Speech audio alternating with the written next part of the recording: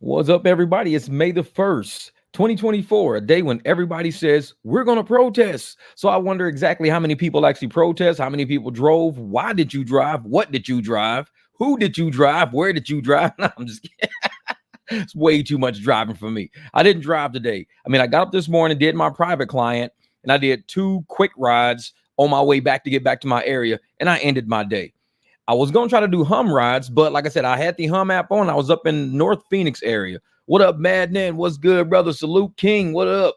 Team Righteous. King James is out there. I know King James out driving. He's like, hey, I'm finna get this money, man. And I tell everybody, if you're going to drive on days that people slated as protest days, do these cash rides. Make your money. Go out and make profitable rides. We need to come up with a way to protest where we can still get our community taken care of without taking care of the apps. I don't want to deal with app profits on days that we choose to protest. I want to deal with driver profits on the days we choose to protest. That's what we want to do. Listen, I'm here starving us because they don't want us to complete this week's challenge. It's hard to get any rides. I know. What big bimbles. Salute all drivers, man. Hey, I'm going to tell you right now, challenges, I don't even mess with them because this is what they do. They get you to get excited about a challenge and they get you driving out there and you knock out 5, 6 rides in the first hour and a half. Like, ooh, I'm going to make this challenge. And then it just dries up. And then you sitting there like, dude, I got to get to 30 rides. And 2-3 days later, you sitting there like 22 rides. It's just like, dude, they're not sending me nothing worth taking. Yeah, I'm driving today, but July the 4th protest, I'm not. I'm telling you, young boy, everybody's got to come up with a day when they can and can't protest. I tell people I protest every day. What up, Connie? I protest every day. And I know a lot of people want to speak about the protest and acknowledge what days we're actually doing it. And that's cool. And I stand by that. But we also got to start acknowledging driver profits. We can't always talk about not driving. Not driving hurts more drivers than it helps drivers. And that's just keeping it 100. I drive my ass off when I do go drive. I'm out there, chasing down profits, telling people I'm going to cancel them if they don't want to do a cash ride. When I'm driving, I'm on my shit because I want to generate a lot of profits. Now, if we're going to protest, we got to come up with the back end. We got to say, hey, we got to get money first to afford a protest. You can't protest and be broke at the same time. It don't work like that. You got to have money to protest. You got to have money to fight a battle. If you don't have money to fight a battle, you're going to lose it every time. And these apps know that, which is why they're starving people out. They don't want people to protest. Exactly. Protest every day. What up, Miss Meg? Good to see you in the chat. What's good, girl? I started the lowest challenge. I either hit it or I don't. Yeah, I be doing 20 rides. I'm like, I'll do 20. I'll do 20. Whatever. I'll do 20. Because, yeah, last week was over 60 rides. I'm only 36. Yeah, because they're starting to slow you down. My man, what up? Time to wake up. And like I said, I've been working in the garage, running to and from Home Depot every day. Tomorrow, I got to pick up the truck. So today, I'm building my new parking structure. I got the one in the driveway done for the cars. Now I'm building a parking structure in front of the house where I laid all that concrete and everything. I got all the steel. Went and bought the steel yesterday. I've been modding the steel today, drilling my holes, getting everything set up.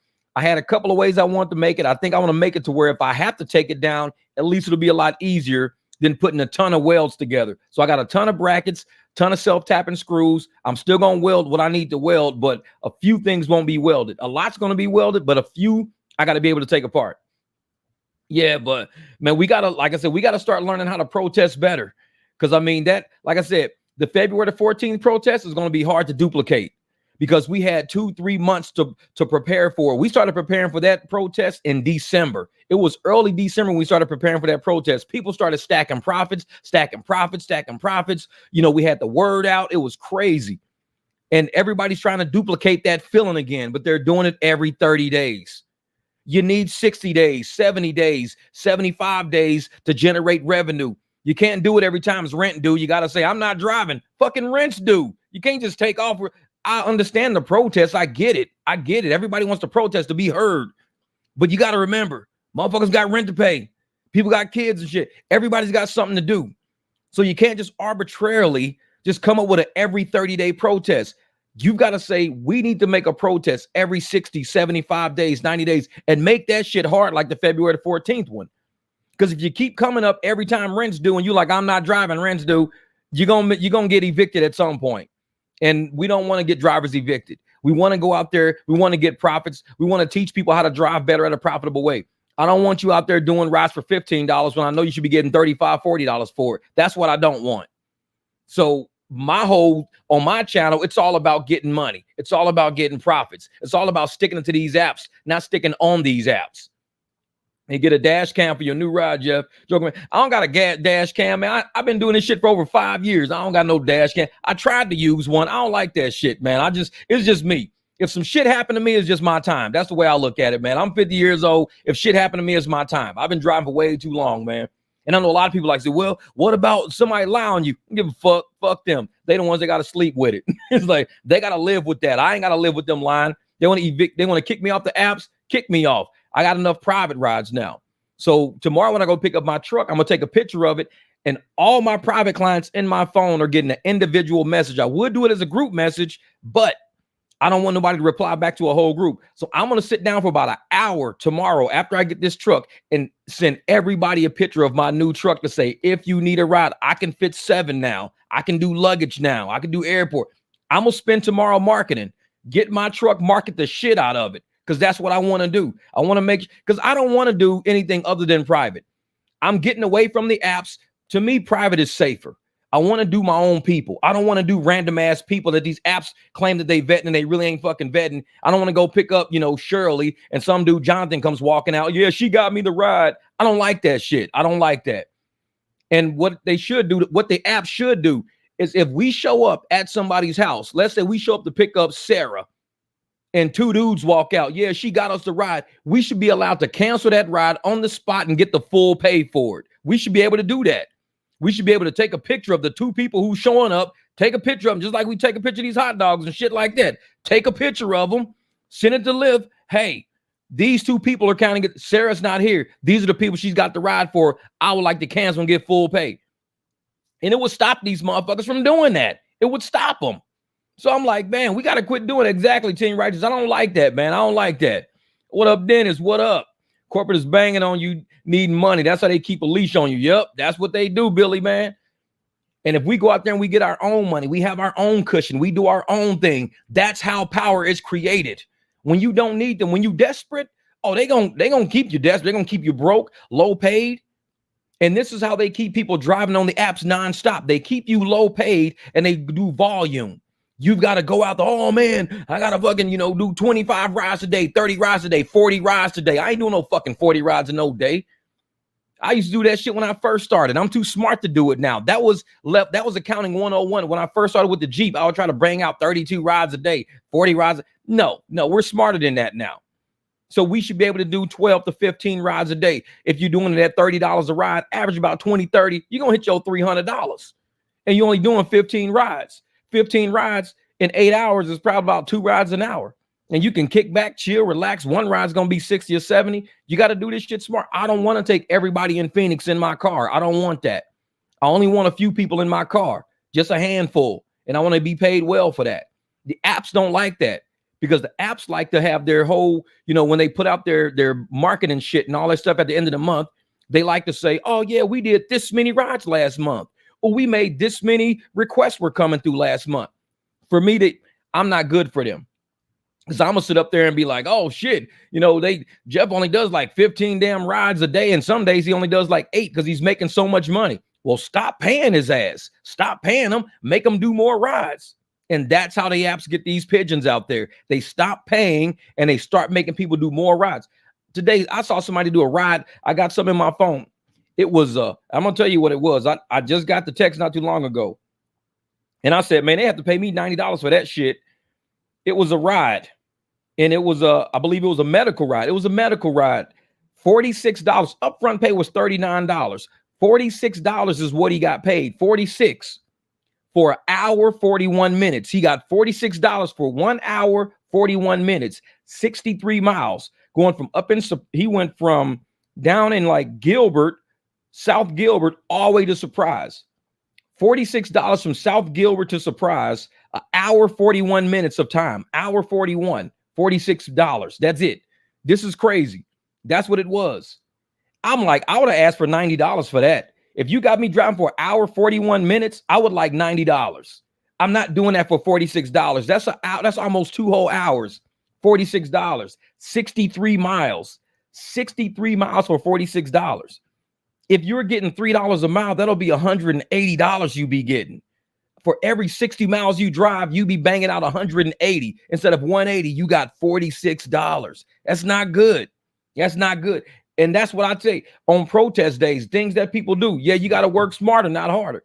You got to teach people, stand your ground, stand it. When these apps are sending you bullshit, like I said, you can keep throwing a pork chop in a pit bull face all you want. I'm going to accept these rides. I'm going to accept that shit and cruise up and be like, listen, these motherfuckers trying to pay me $17. I do it for $35.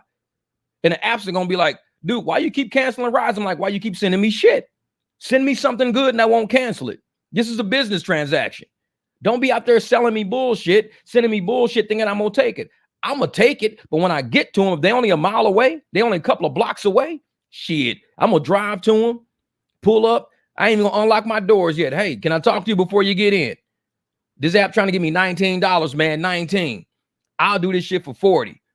Oh, damn, man, I paid $62 for this ride. Yeah, they trying to give me 19. I'll do it for 40.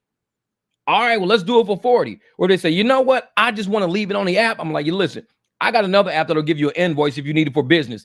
No, I really just want to leave it on Uber. All right, well, I'm going to cancel that shit and you're going to get you an Uber driver. That's how I do it. I'm not going to sit there and state my price to somebody, state my value, and let them talk me back down.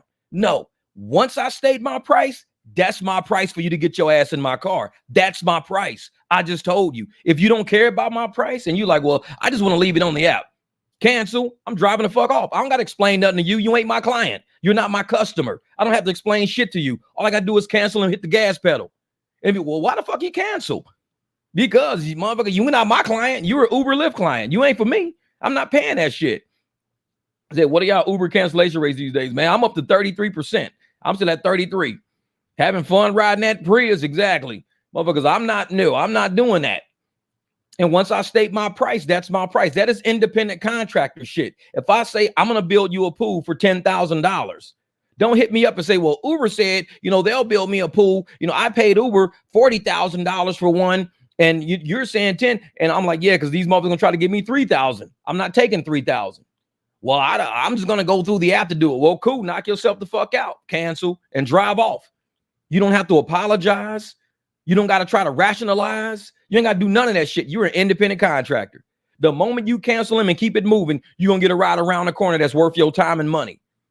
All they're doing is trying to get you to take the cheapest shit out there so they make the highest profit on your back. That's what they do with these apps. They don't give a shit about drivers. They don't. And they'll tell you to your face, we really don't. We're tech. We're not transportation. You guys are transportation. You guys figure it out. If you accept the bullshit, that's on you. We're transportation. We fighting for profits like y'all fighting for profits. So therefore, you got to stand your ground. They're not fighting for drivers. They don't fight for drivers. They fight for corporate America and shareholders. That's who they fight for. So if you're not fighting for yourself, you can get your ass handed to you in these streets. And I'm one of them motherfuckers. I'm like, no, not doing it. Oh, Jeff, we're going to send you a ride for $3. No, because the minimum ride on Hum is $5. And what I like about Big Horn Kev today, Big Horn Kev was out in Tempe today. And he was out there marketing for all the hotels in Tempe. Now, I did South Phoenix. He did Tempe, marketing Hum and all the hotels, giving Hum flyers and brochures to all the hotels. What we should do, if you're in Tempe and you're an Uber Lyft driver, get on Hum. Cancel all these airport. When it says airport from Tempe, cancel that shit. Do not take it. Decline it. Because if you force all these people to realize they can't get a ride on Uber for $7 to the airport, they can't get a Lyft on a ride on Lyft for $9 to the airport. If they can't get that, they're gonna have to go to Hum. The hotel gonna say, hey, I got this brochure here for a Hum, an app called Hum, and these guys, they do airport rides. Soon as the person hits it up, driver takes it. Why? It's $15, $16. You're getting an extra $8, $9. It's only $5 to pick you up. That's $5 just to pick you up. It's about 5-6 miles from the airport. That's another $5-6. Every 4 minutes is $1. So therefore, if it takes you like 16 minutes, you get another $4. You already at $15 right there. You're at 15 when the apps are giving you $7. Uber and Lyft's giving you $7 from Tempe to the airport with no surge. You're getting 15 with Hum. The people are paying 23, 29 from Tempe, and all you're getting is 7 out of the 23. Because they'll say, well, out of the 23, we got to pay $5 for airport. So instead of 23, really it's 18. And then we take out the Lyft fees to bring it down to about 14. So we're giving you half of the 14. You're getting $7. Nope, not happening. Not happening. Everybody's got to find a way to make profits out here. This shit is like, man, you can't do it like that. They send me a cancellation warning. Oh, yeah, they'll send you a cancellation warning and all that, man. This is Mike. Mike, what do you say? Where's the best place to sit and wait for rides and deliveries out here? In Gilbert? I don't know. Like I said, I'm in Tempe more. So in Gilbert, it's kind of different. Anybody in Gilbert might want to, kind of help Mike out and say, hey, if you in Gilbert, where you, what you doing? How are you getting rides out in Gilbert? Are you sitting way out at Williams Sonoma, whatever that place is, William Fields way out there? Like where you sitting downtown Gilbert or Vaughn? Where you at? Where you at? So it's like, man, Williams said, I'm late again. I'll catch up tomorrow. I'm telling you, man. Exactly. Like there you go right there. Too many pigeons, man. And they'll sit there and wonder, why they can't make bills.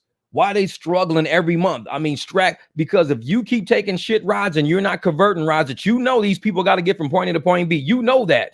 They got to get from point A to point B. Go and convert a ride.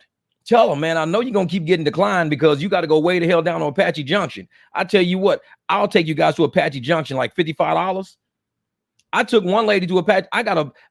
The app's Lyft paid me $40. I had a $24 surge. They paid me $40. So it would have been a $16 ride is all they would have paid me to go to Apache Junction. This lady paid $82. I got 40 out of the 82. Normally that ride only pays 16. So instead of her paying like 30, 35, she paid extra $50. Extra $50 only got me an extra $24. So when they throw that surge out there, that ain't for us. That's for them. Man, I'm telling you, you can't spell gratitude without attitude. I'm telling you, man, shit. This bitch, cancel plane fight. Oh, there you go right there. Hey, Eric said go downtown Gilbert. So, hey, Mikey, what you want to do is you want to go sit downtown Gilbert. That's Vaughn, all those places down there. And they got the actual rideshare pickup areas. So just kind of hang there, man. Go to a parking lot, just chill for a second, kick back. They got a Circle K down the street, kick back for a while. As soon as somebody needs a ride, you right there. Make sure it's worth your money, though. I wouldn't be doing no shit that ain't worth money. I just wouldn't. And I know a lot of people, well, if you don't let people drive, their AR is going to be too low. They're not going to get pings. Trust me, you're going to get pings that you could use. A lot of people don't drive like me, and I don't say, hey, man, you got to drive like me to make it. You could drive like you to make it, but you better do what you better do. Me, I'm converting shit. King James know that, man. Hey, Eric know that shit. When I'm out there, if I don't like a certain ride, but I like the direction it's going in, I'm going to take it. Like the ride I did when the apps tried to offer me, $17? I did for $35. It was headed down toward my house. Most people say, ooh, $17? And it's going to my house. I knew that ride was worth more than that. So I'm going to get the ride for what it was worth. And now I'm going to be like, not only did I do it for what it was worth, but I also got my ass home at the same. Not everybody's going to do that, though. Some people, it's like that whole bird in the hand beats two in the bush shit. They want to, since they already got a ping and they accepted a ping, they don't want to take a risk on decline or canceling that ride, trying to make it a cash ride. They don't want to take the risk. Me, I take the risk because more times than not, that risk is going to pay off and it's going to be the equivalent of about 3 rides. You're going to say, I did one ride for $60. That's 3 $20 rides. You know how far you got to drive on Lyft to make $20? You got to drive like 30, 40 miles to make $20. So you got to go 120 miles to make $60, $70 on Lyft, or you can get $60 for going like 20, 30 miles. It's on you, though. It's however you want to do it, man, how you want to do it. And is anyone getting a message from Uber support about converting rides? I never got one. I convert rides a lot, and I still haven't got one. If they send me a message, I'm going to message their ass back, and I'm going to let them know, hey, listen, I'm an independent contractor. Don't talk to me. You talk to your whoever your programmers are about these low-ass rates they're sending us. If you fearful of somebody getting money and you fearful of a rider saying, I'm cool with that, then it ain't just the drivers, it's the riders too. Because the riders got to say, I'm cool with that in order for us to convert it. So if the rider says, hey, I'm cool with you getting, $25 instead of $9. I'm cool with you getting $25. Then you need to talk to the rider, not just the driver. But they're trying to scare the shit out of the driver. They don't want to scare the rider off the platform. They're going to scare the riders differently. They're going to say, oh, there's, human trafficking going on. Don't do cash rides. There's human trafficking going on. Oh, people don't have insurance. Don't do that. They're going to do anything they can do to scare the rider from taking it. But they're scaring riders, but they're threatening drivers. They're using two different tactics. I'm gonna scare the driver, scare the rider to not want to do this ride, because we don't want to lose that rider as a customer. Because if they lose that rider as a customer, and the customer's like, you know what, I'm not doing no more rides with y'all because y'all ripping drivers off, man. These drivers are telling us that our money's not going toward the ride, it's going toward all these fucking fees y'all creating. They don't want to scare the rider off. So they're kind of nice. Oh, we want to look out for your safety. Please only do rides where the rider has accepted it and is not trying to get cash from you. Please don't do that. They're going to be nice as hell to the rider. To the driver, oh, if you keep converting, we're going to deactivate you. Deactivate the riders that's doing it. Don't deactivate the driver. Deactivate the riders that are converting. Why don't you try that shit? They won't do that. They won't deactivate the rider that's doing it. They're going to try to deactivate the driver. Scare them. I told motherfuckers, deactivate me if you want to. Do it. Do it. Oh, yeah, I got a link, brother. I got a link. What you got going on, Kev? What you got going, man? I'll put a link on in a second. The Pigeons were at the airport. I was in town converting rides. I stopped at the airport and laughed. They were crying how little they made today. Yeah, man. That's it. I'm telling you, man. And that's what they going to do. Oh, what up, Merle? What up, Merle? And a lot of them, man, they'll sit at the airport crying about how they're not making as much money as they should be making at the airport. Then if you see what the ride is in front of you, if somebody's going to Scottsdale and they're telling me $13 to take somebody to Scottsdale, but I know this person just paid like $39 for this ride and they're going to give me 13 out of the 39. No. Just like the other day, Christian, he hooked me up with an airport ride. It was a real quick, I think it was 6 miles, 7 miles, something like that from the airport. I charged people $20. That's it, $20. Now, the airport, they would have probably gave me like $9. I would have got probably $9 for that, not no $20. So I'm sitting there going, if we don't keep doing this shit on Hum, all these Uber and Lyft drivers, they're going to be getting all these $6, $7, $8 fucking rides all day. We don't want that. We don't want y'all to be hurting like that.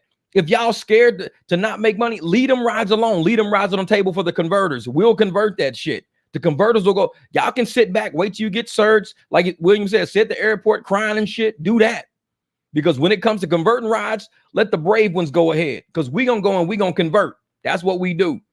I pull up on some rich homie Quan Flex type of shit about my money. I'm telling you, man, get that fucking money. I'm telling you, them Dallas, get it.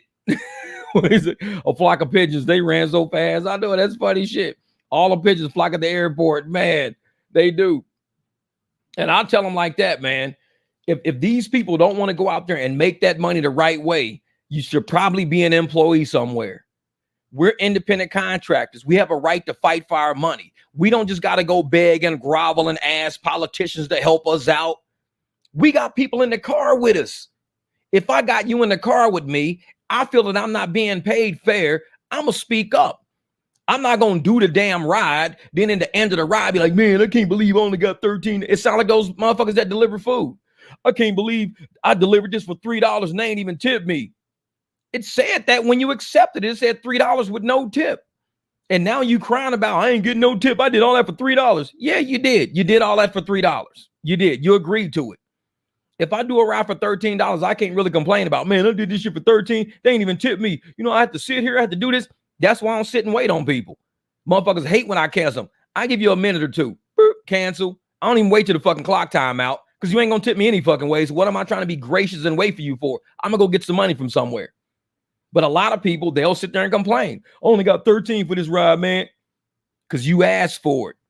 You have a right to say, hey, I'm only getting 13. Usually I do 20, these rides for 25, 30 all day. I don't know why they only trying to pay us $13 for this ride.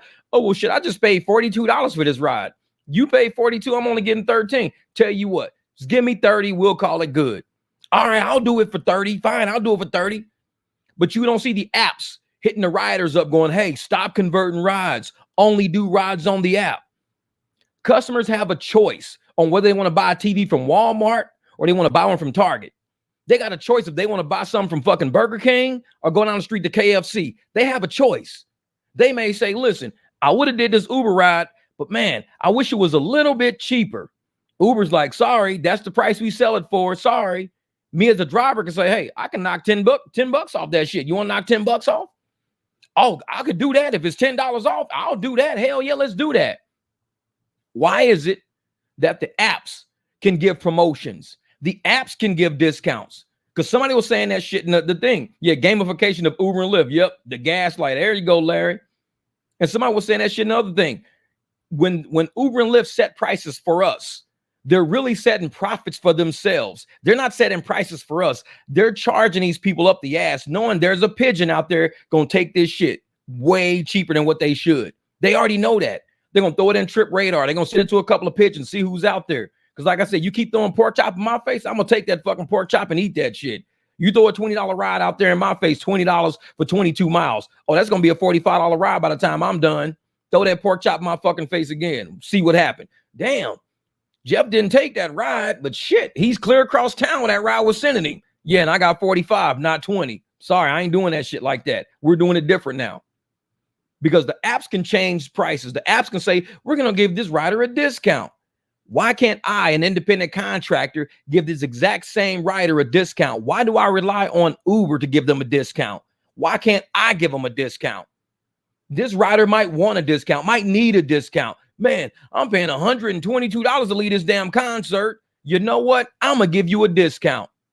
I'm a good driver. I know 122 is hitting you in the fucking pockets. Tell you what I'm going to do. $90. I'll save you 30 off the top. Yeah, because Uber gave me a promotion. It was like $7 off.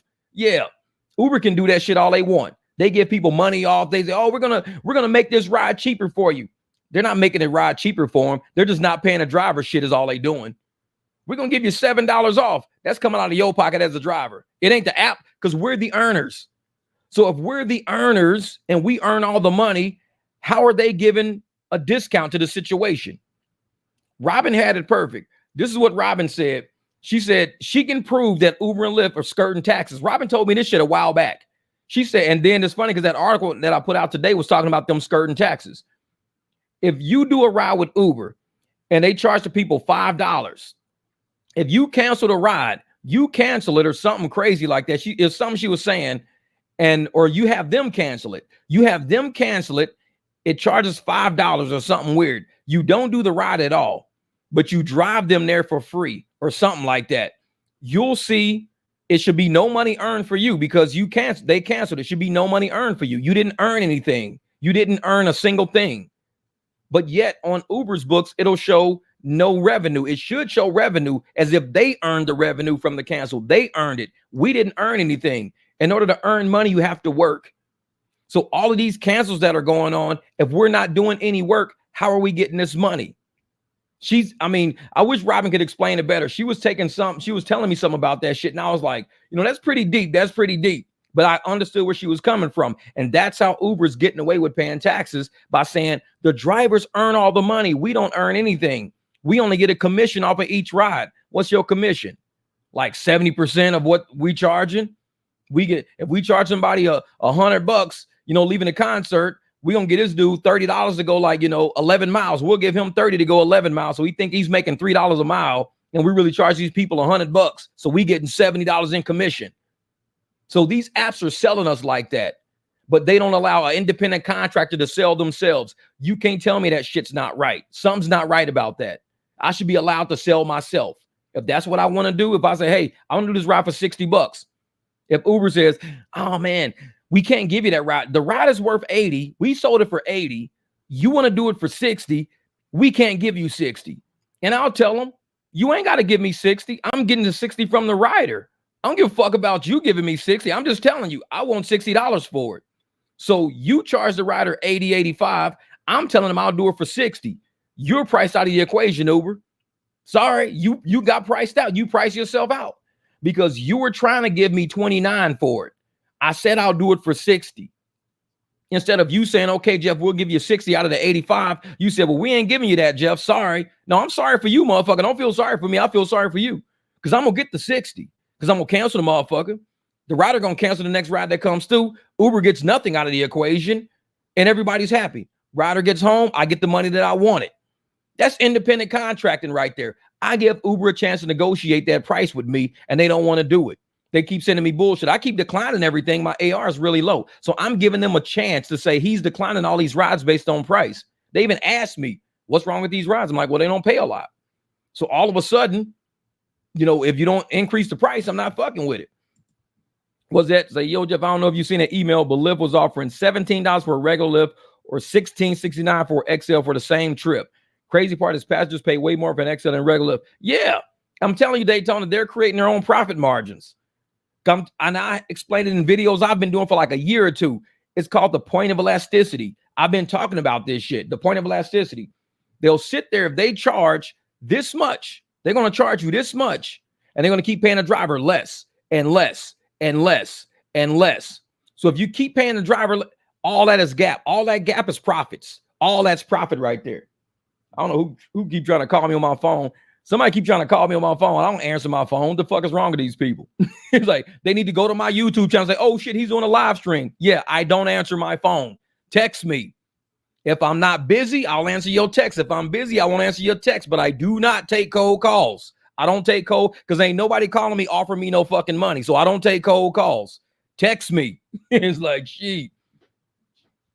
Oh, yeah. Well, you would be amazed at how many people would convert a ride to cash. All you have to do is ask them. I'm telling you, Joker, man, it's that easy, man. It's that easy. All you got to do is say, hey, if you want to do this cash ride and I'm going to save you about $30 off this, shit, let's do it. $30 off, let's do it. And the rider usually goes, I'm down, man, I'm down. Nobody, and when it's a group, it's even better because most groups, they're all sharing money. They're all sharing the cost of the ride. So if they're sharing the cost of the ride and you give them a better deal, that means everybody in the car saves money. So they're bound to say, yeah, do that. That's cool, do that. So it's like I'm friends and family in my circle neck of the woods. That's it. If it ain't me you're looking for, babe, it ain't me you're looking for, babe. I'm telling you.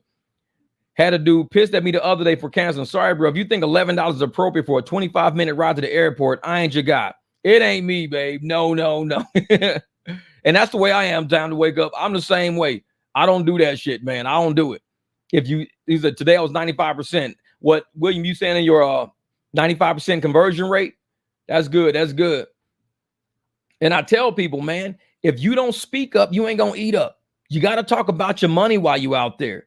This is the way you protest what the apps are paying you. The way you protest is you talk directly to this rider and you let them know, listen, I could be outside right now with a poster board, walking around with a bottle of water, yelling at motherfuckers, but I'm giving you a ride. They're not paying me shit. So this is what we're going to do. This ride, they're only paying me $25. I got to take you 47 miles. I'll do it for $85. Oh, cool, because they're charging me $111. I'll do it for $85, but I'm not doing it for no $47. I'm sorry, I'm not doing that. And I mean $25. And a lot of people don't realize, like you said, when you speak to people, they're very receptive to listening. They're receptive to listening. And when you tell them the reason why you're giving them this deal, that's how you close the deal. You don't say, oh, I want to do this because I just want to hurt the apps, man. I just want to do it just to hurt the apps. It's not good enough. It's not good enough.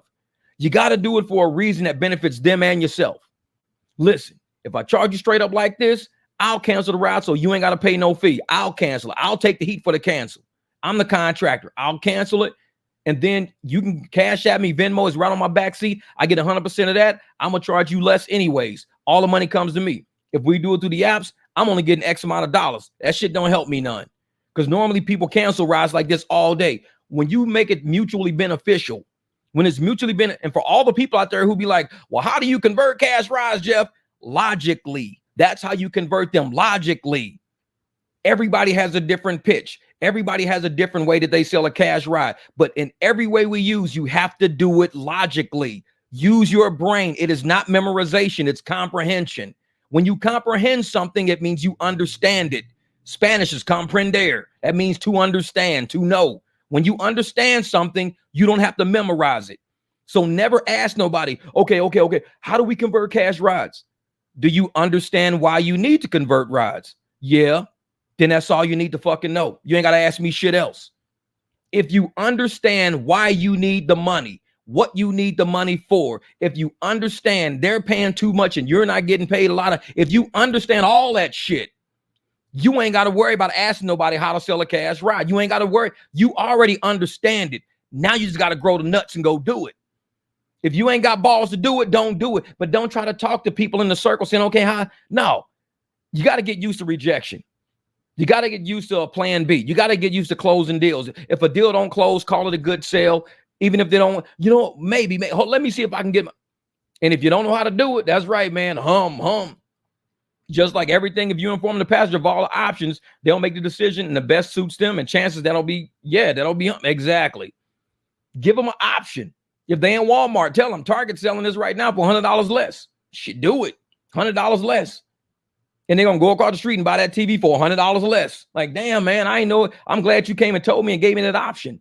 Just like Marcel said with Hum, give them that option. When you give somebody an option, that opens the whole gamut of possibilities of them not only saving money, but taking care of a driver. They can take care of this driver now. Thank you, Charlie TV. Oh, yeah, it's growing because people, like I said, people want to hear the real, man. People want to hear the real. And I know we got a lot of haters out there. Real shit. There's a lot of haters in the shadows, but that's like that with everything you ever gonna do. There will be haters in the shadows. Let them listen. We will even educate the haters around this motherfucker. If you don't want to do what we do or how we do or even think about what we do, then why the fuck you here? If you're here just to hate, then you're here just to hate, but you still gonna get educated in the process. And a lot of people see how I drive. They see what I do. I won't change my style just because somebody's opinion. Well, I don't like the way. I don't give a shit. I didn't ask you if you liked it or not. This is just what I do. If you don't do it, you keep doing you. I'm gonna keep doing me.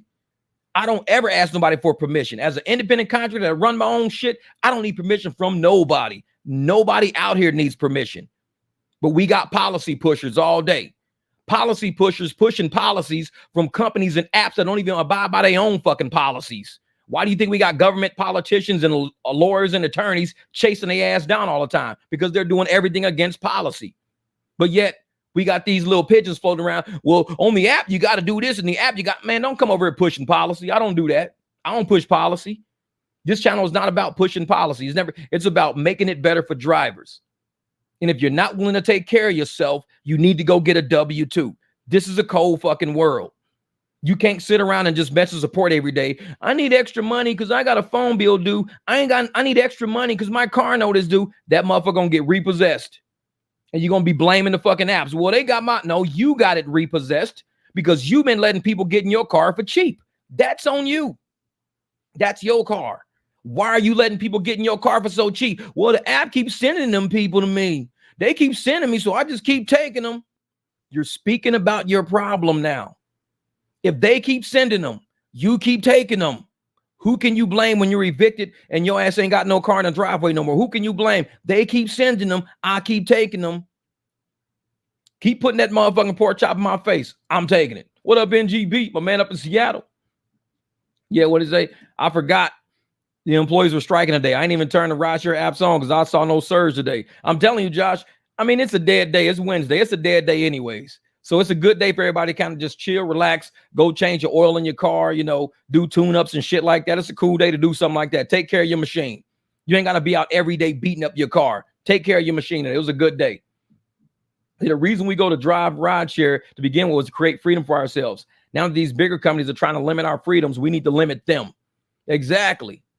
And it's funny because I left a comment sort of like that saying the reason why people even drove Rideshare was to get away from that W-2 mentality. I left a comment today on that video I did. People drove to get away from W-2 mentality, only to end up driving for Uber, Lyft with W-2 mentality.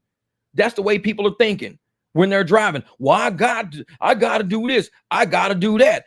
You are an independent contractor. You ain't got to do shit. These apps can't force you to do nothing. You are making a choice. They even tell you in the contract, you are engaging with us. We send you a ride. You engage with us by accepting it. After that, what do you want to do with it? You accepted it. Do you want to do it? You got the option to cancel it? You got the option to do it? You got those options. They're right in front of you. You can go to the cancel button and cancel that shit. You ain't even got to do it. But if you do it, you're going to do it for the price you said you was going to do it for. If you cancel it, now you have a choice. That transaction is now nullified. Once you cancel the transaction, that transaction is out of the system now. You can't re-accept it. You just canceled it. You went there, you decided it's not a good trip for you. You didn't like the person, you didn't feel safe, you didn't like the drop off, whatever. Too much luggage, whatever. You cancel it. That trip is now off the table. That deal is off the table. You put another deal on the table. Hey, listen, you got 4 people standing here. These guys are going, I thought it was going to be one person. They're only paying me $15. Tell you what, how about I just charge you guys $30? $30 for the ride. Oh, that's fine, because they was charging us 36 for this one anyways. Oh, they was charging y'all 30. Yeah, 36. Damn, I was only getting 15 for it. Let's do 30. You've already canceled that last transaction. The only thing you have left to do is put another transaction in front of them. These riders have a choice. You can send another app like Hum. Hey, you can drive another app. You don't got to pay all that money on Uber. You don't got to pay all that money on Lyft. We got Hum. We got Rides. We got Empower. We have all these apps you can use if you don't want to pay that price. You thought you had to pay that price because you thought that was the only way you was going to get a ride. Guess what?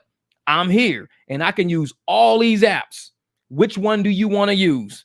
This one pays me a lot more, even though you pay the same price. It's called Hum. Would you like to use that? Well, shit, if I'm going to pay the same price and you get paid more, yeah, and you ain't even got to tip me because I'm going to get damn near, I'm getting all the money now. You ain't got to tip me if you don't feel like it. On Uber, I hope you tip me because this ride ain't worth shit. On Lyft, you better tip me because it really ain't worth shit. But on Hum, you ain't even got to tip me. You can tip me if you want to, if you feel gracious, but I'm getting so much more the deal on Hum, you ain't got to tip me. These are your options. Uber, you got to probably tip me. Lyft, you definitely have to tip me. Hum, I'm getting all the fucking money, so you ain't got to tip me. Those are your options. What do you want to do? You can get that shit right to drivers in their face.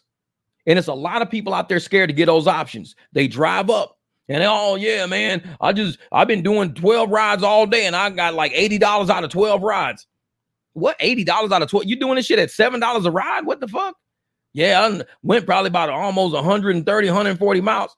Damn, no, you can't do that, man. You can't do that. So you got to turn the table on everything, man. It's time for us to start taking rideshare back. We can't be doing that shit. Wait, what was that? I saw something up there. This is drivers at the airport queue just reject all the shit rides immediately. There will be surge, but the drivers keep talking trash. I can't understand their minds messing up everything. Yeah, and that's why the algorithm does that. The algorithm will keep sending shit out there as long as they know it's a pigeon out there willing to take it. And when you got a whole group of them in the parking lot, pigeon is infectious. That pigeon shit's infectious. When they all get to talking to each other, oh yeah, man, I'm just gonna take a ride, man. Yeah, I think I'm gonna take one too, man. Yeah, I think, man, I just gotta get out of here. I'm taking the next thing coming, man. I'm tired of sitting around. That pigeon shit is infectious. But when you get strong ass drivers standing around saying, man, this is what I'm about to do. When the next motherfucking ride come through, if that shit is at least 10 miles minimum, 10 miles, oh, I'm converting that motherfucker. I don't care. If that shit's 11 miles, that's a converted ride. 20 miles, that's a converted ride. Because with the surge, man, you can have an $8 surge and do a 1-2 mile ride. It looks kind of good. You're going to get like $11, $12, same what you would get on Hum.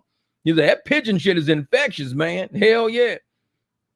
And these motherfuckers, man, when you got a group of people sitting around talking about negotiating rides, talking about negotiating business, talking about getting money, getting profits, and as soon as they lock that ride in and get that cash ride, they worked up now. It's like going to a pep rally.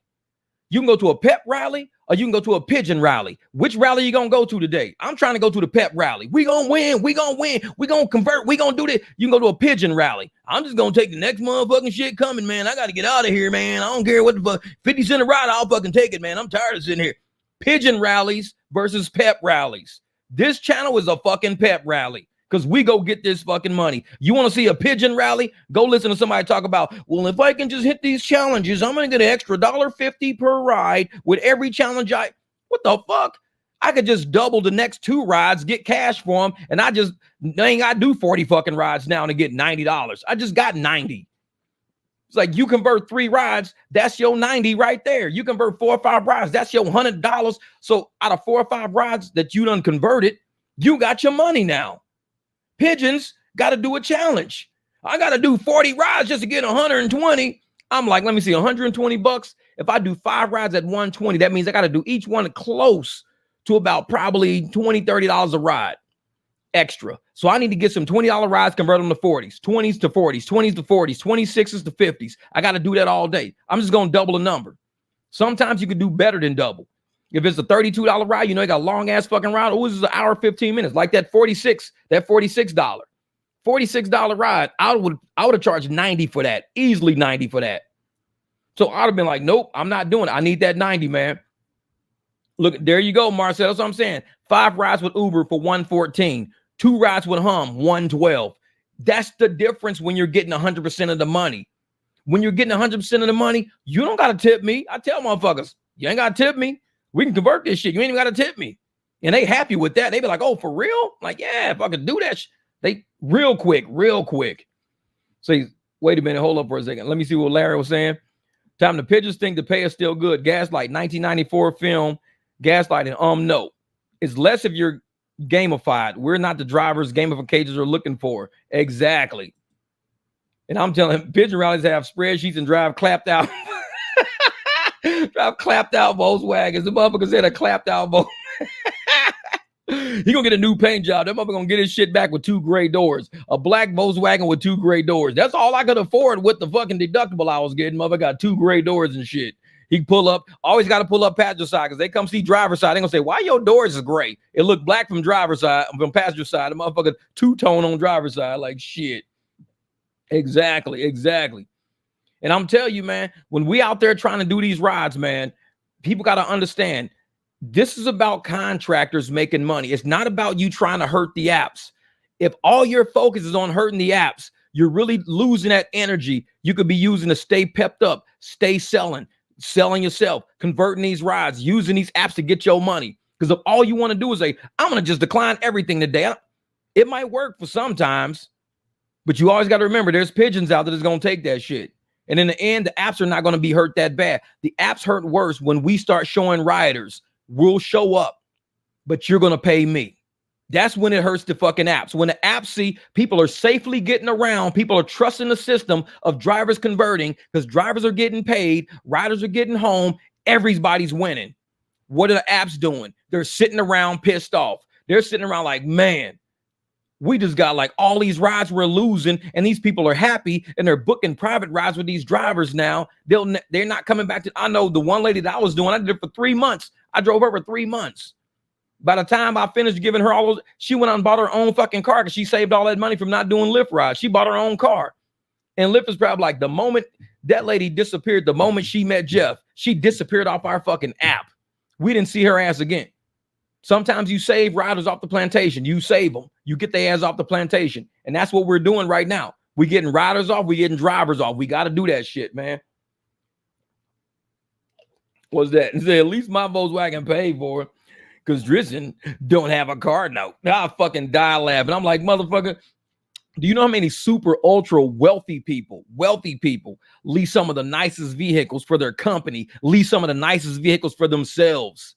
They're leasing these things, writing these things off as business and everything else. They got a whole fleet of fucking nice ass cars, goddamn Aston Martins and shit like that, leasing them. And this motherfucker, I don't have a car note. You got a clapped out fucking Volkswagen. Don't brag. Trust me. It would be different if you had a Rolls Royce saying, oh, I ain't got no car note. I made so much money. I fucking paid off this Rolls Royce. Bruh, it's a fucking Volkswagen.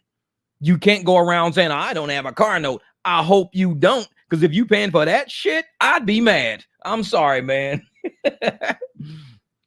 Say, I bet you are a mechanic if something happens, Jeff. Yeah, like I said, she's got a warranty on the thing that she bought. But when it runs out of warranty, she knows she can get, hey, Jeff, I need brakes. Hey, Jeff, I need struts. Hey, Jeff, I need this. And this is what I'm here for, man. I help a lot of people out. Well, Marcel said one of the most issues with people with W-2 person, and the reality, everybody is a 1099 person. You're just letting the other people collect your 1099 profit. Same thing. Exactly. Because anybody with a W-2, you know, and I'm going to tell y'all some shit about a lot of us don't got W-2, but if W-2 people are in here, trust me, you can go to HR tomorrow. Go to HR. Go all the way to the bottom. I think it's box number 11 or 14 or something weird like that. Read it. That box says, if you owe no income tax from the prior year and you foresee yourself owing no income tax this year, you may claim exempt. You know what exempt does? You pay no taxes whatsoever. You get no taxes taken out of your paycheck. You just put exempt in that box. It's on your HR forms at your company. Therefore, the shit's real. So how can people who have W-2s have a section in HR saying, if you had no tax liability last year and you have no tax liability this coming up year, you may claim exempt from your employer. They tell you this on the document. Everybody doesn't have to pay taxes the same. You put exempt in there. Guess what that is? You get all your money up front. Imagine you probably paid, let's say you paid $20,000 over this year in withholding. Let's say you gave $20,000 this year in withholding. That's money the government took from you and never gave you interest on it, never did. And you're hoping for a refund and get some of your money back. So if you took that $20,000 every year and invested that shit, instead of taking it out of your paycheck, take out what taxes would have been, put it in something and watch it grow over the year. By the time the year is done, wait until 366 days, not 365 days, 366, 367. That makes it a long-term investment. Now, you don't get short-term capital gains on it. It's a long-term now. So your tax ratio is low. You can actually make money on the money the government has been taking from you at your W-2 the whole time. People do it all the fucking time. It's called tax planning. If there's no such thing as called tax planning, why would you need a tax planner? All you do is say, hey, I work at this W-2. They take all my taxes. That's my tax planning. No, that's not proper tax planning. That's the lazy brain W-2 way to do it. So what you do is say, I'm going to talk to a tax planner. I get this much take out into my taxes. Go claim exempt, get all the money out, put into this fund. This fund will give you a kickback of this much by the end of the year. End of the year, you just, whatever profit you made, do all your taxes, whatever profit you made, that's the taxable amount. See how much you owe in tax. Over $3,000. How much you got in that account? Like $14,000. Send them $3,000. You still got $11,000 in your account. That's your money now. Instead of giving the government all that money and saying, "Ooh, I got a $6,000 tax refund." That was your money that you overpaid. It's not that you got a refund. You overpaid and you never got any interest for that money they gave you. They just took it. They just fucking took it. Yeah, take it out and send it to another country. They took that shit out and sent it to fucking Ukraine. Like, hey, they need your shit. You know, Tristan and Pedro are going to team up. They're going to unite all the pigeons and their homeless together and unionize. That's funny shit. You know, you guys need to stop ripping on Tristan. He made $2,000 last week and only worked 84 hours to get it. That's it. Shit, for real. And a lot of people out there, you know, and this is what the funny thing is. We used to talk about that all the time, the gross. Everybody wants to make gross. I want to make gross. I want to make gross. Cool, you want to make gross. How is your life? Like, to me, it feels good to know that I can go out and make a ton of money whenever I need to do something like a project in my house. I don't have to go take out a loan. I could go right down to the steel warehouse, get my invoice typed up, tell them everything I need, get my invoice typed up, see what the amount is, and just give them my debit card. Because I have worked my ass off to the point where there's things in an account that I need done. If I'm going to protect all these vehicles from the summer sun, my dashboard ripping up, my paint, my seats, my headlights, it means I have to build shit at my house to protect my inventory. These are work vehicles. So now that's what I've been doing today. I'm going to finish up when the sun drops. I got to move all the cars out of the way so I can start setting something up. But tomorrow I want to have at least the racks up. But if you got to put money up for something, this is what we work for. A lot of people, especially these YouTubers, they only work to show what their weekly was. They don't have shit going in real life. They drive around, like I said, clapped out motherfucking Volkswagens, paying off student loans at places where they don't even fucking use their education. It's like, why don't you just use whatever education it is that you got that educational loan in? Oh, no, that was another bad decision, I guess, huh? You got all these motherfucking loans out, paying for some shit that's like me paying for a car I don't have no more. Let's say I went out and took, a $50,000 loan, buy a $50,000 car. And all of a sudden, I don't have the car no more, but I'm still paying off the $50,000. People be like, why are you paying that car if you don't have it no more? Same reason. Why are you paying off a school loan with a degree you don't even fucking use? Think about it. You took all that fucking money out. And now, instead of you being smart enough to say, I need to advance myself with this degree and get something to get a return on my money, you're doing rideshare. You fucking your life up in rideshare. And doing it the pigeon way at that. Doing it the pigeon, not even doing it the smart way, doing it the pigeon way. Man, I don't know. So you want to impress me, show me your net, Tristan, and your bank account, not the spreadsheets. That's what he does. He's a spreadsheet king. This motherfucker's, he was, like I said, we started doing spreadsheets back like in fucking, I remember 1992. We used to use like Lotus 1, 2, 3 and shit like that. In 1992, we was doing spreadsheets. This month is 2024. And this motherfucker still doing spreadsheets in 2024. It's like we was doing that shit in like the 90s. At some point, it's got to be up here. If it's not in your head yet, you still need a calculator in front of you. I don't know what to tell you. We've been doing this shit long enough. I know what a shit ride looks like. I know what my life looks like to where I know the money I need to make. So if you can't figure out how much money you need to make for a ride, you're hoping the apps pay you enough to cover all the shit you got to pay. And if they don't pay you enough, you're going to work 84 hours. That's on you then. That's on you. Because I'm not working double time. No, not for none of these motherfuckers am I working double time. If I work, 5, 6, 7, 8 hours a day, I'm cool. I'm not trying to push no 12 hours a day every day just to say, hey, look, everybody, I did 12 hours. Oh, man, you're a fucking beast. No, you're an idiot. It's different. A beast is totally different. Trust me. But he's got Excel. He don't know Lotus, Word Perfect. I'm telling you, Larry, that's what we do. We use Word Perfect, Lotus 1, 2, 3. We from back in the day, man. We don't use Excel. We done mastered Excel. I run macros, all kind of shit. I retired from all that shit. It's up here now. Jeff, every town has a Tristan working in it. Everyone. And that's the thing. I wish he would have been smart enough to realize this is probably not a channel you want to fuck with. It's really not. And I think he thought he was going to get some traction off my channel. Like, oh, man, my channel's dead. Well, shit, let me go over on Jeff's channel. Maybe I can get some traction off of him. Nah, we do shit different over here. We're investors. People on your channel over there bragging about, like I said, not having a car note on a fucking car that's falling apart. And like, we're investors. We're trying to, rent buildings, rent space. We're trying to go buy a fucking NEMT transit wagon. We're trying to get business loans to do big shit. We're not over here playing around with fucking Uber and Lyft all day. When Uber and Lyft wants to close doors, just like what they did in Minneapolis, when they want to close the fucking doors, they gonna close the doors. There is no spreadsheet saving your ass from that. When they close the doors, we're gonna pull up shop. Because look right now, what did Lyft do? Lyft took all the service centers out of Phoenix. Everybody who was driving Lyft and they were getting their car serviced at Lyft for those discounts and shit like that, what are they doing now? They're at the places they would have went to any fucking ways now because Lyft don't have no service centers no more. You got to get used to your city. Get used to your community. Start doing all your community shit. Don't rely on these apps for everything. And too many people relying on these apps for everything, forgetting about their community, thinking these apps are the savior. The apps are not the savior. We got riders that don't like paying all this money. My dad is so mad because he sees my Uber bill, he sees my Lyft bill, and he's like, where the hell are you going? I'm like, Dad, I just go to work and back. He's like, Jesus Christ, this is costing you surge pricing. Surge prices is killing everybody. Surge price is killing everybody.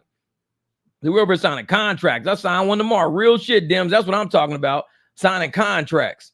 Shit, we walking up in hotels, trying to get them. And I'm going to go tell, Chris, Anthony, and Eddie, we should start talking to these hotels about signing potential contracts. Instead of their hotel shuttles picking them up, they can have us pick them up. They don't even have to deal with a hotel shuttle. They can say, we use hum drivers because we get 100% of the money.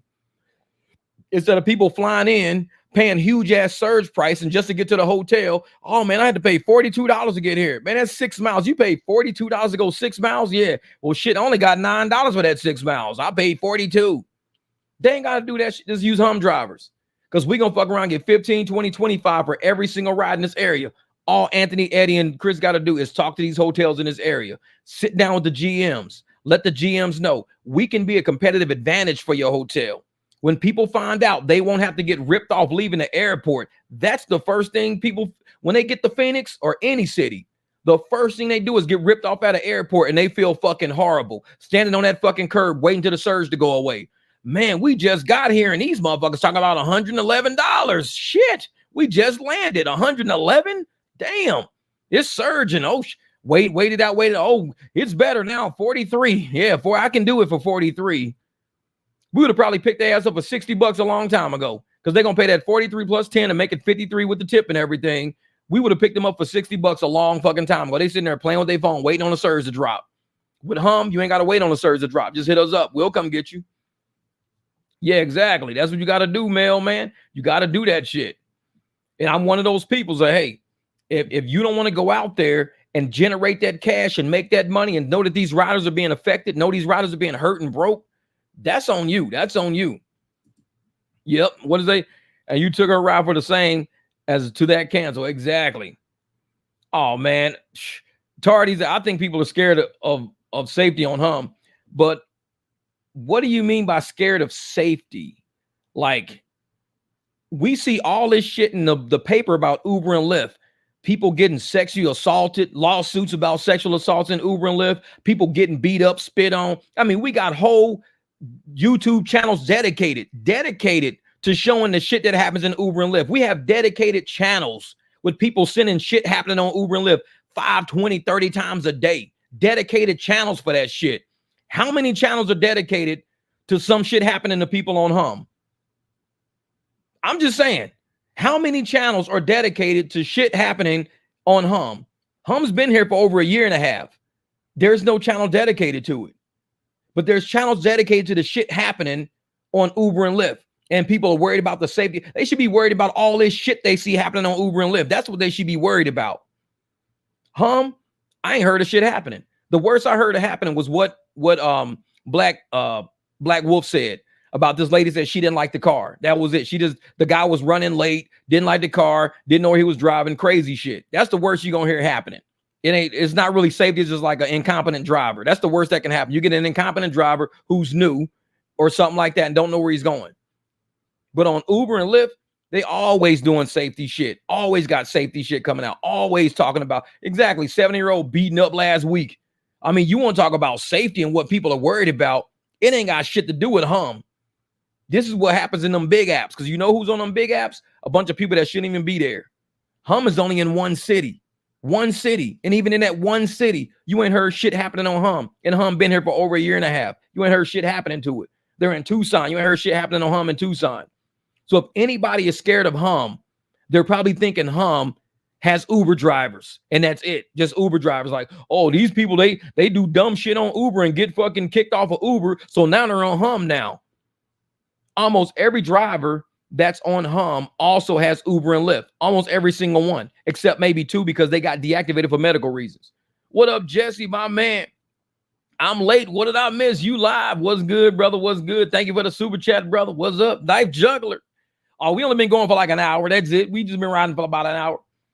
But I just wanted to get on, man, and kind of, check on what people were doing today for the protests and everything like that, because, I've seen a few channels out there pushing and promoting the protest, but this one, I think this is probably the worst because nobody really talking about it. Real shit. Nobody's talking about it. Because if you want to do something on the first of every month, you've got to do it the first every 2 months, not the first because everybody don't do cash rides. Everybody don't make money in their regions like how some regions make money. Every first, rent is coming due. So you can't tell people not to work around the time of rent every single month that comes up, because sometimes in the middle of the month it's slow. And you say, well, around the first, that's when everybody's getting their food stamps, getting all their shit. They got to go grocery shopping. They got to go places. They got a little money. So I'm going to start running people around, the welfare people, start running them around. So you can't do it every first. It's not going to happen. It's burnout. It's protest burnout. That's what it becomes. Protest burnout. Instead of you going out generating cash, instead of you going out generating private clients, instead of you going out generating business for yourself, it's the exact opposite what some of these people are doing. They're saying don't make no money at all. I'm saying go out and make your money. Just make that shit off the apps. Fuck them apps. Make them pay a lot of surge for you to go. I've said that every protest. I've said it. Hey, you gotta exactly tired of these random acts and shit. I tell people all the time, even with the last protest, I tell people if they got a big ass surge out there, shit, you be stupid not to take it. Take that $15, Harriet Tubman, that shit, make it a fucking 3-mile ride for like $20. I said that every protest. I've said that. I've never told people not to make money. I said, make your point. Let these riders know why we're protesting. Let them know why we're bringing attention to the topic. Let them know. And once they see all that shit, oh, trust me. I mean, they're going to want to offer you cash. Oh shit, you telling me the whole surge is not really for you guys to get, but the surge is for the app to take? Oh yeah.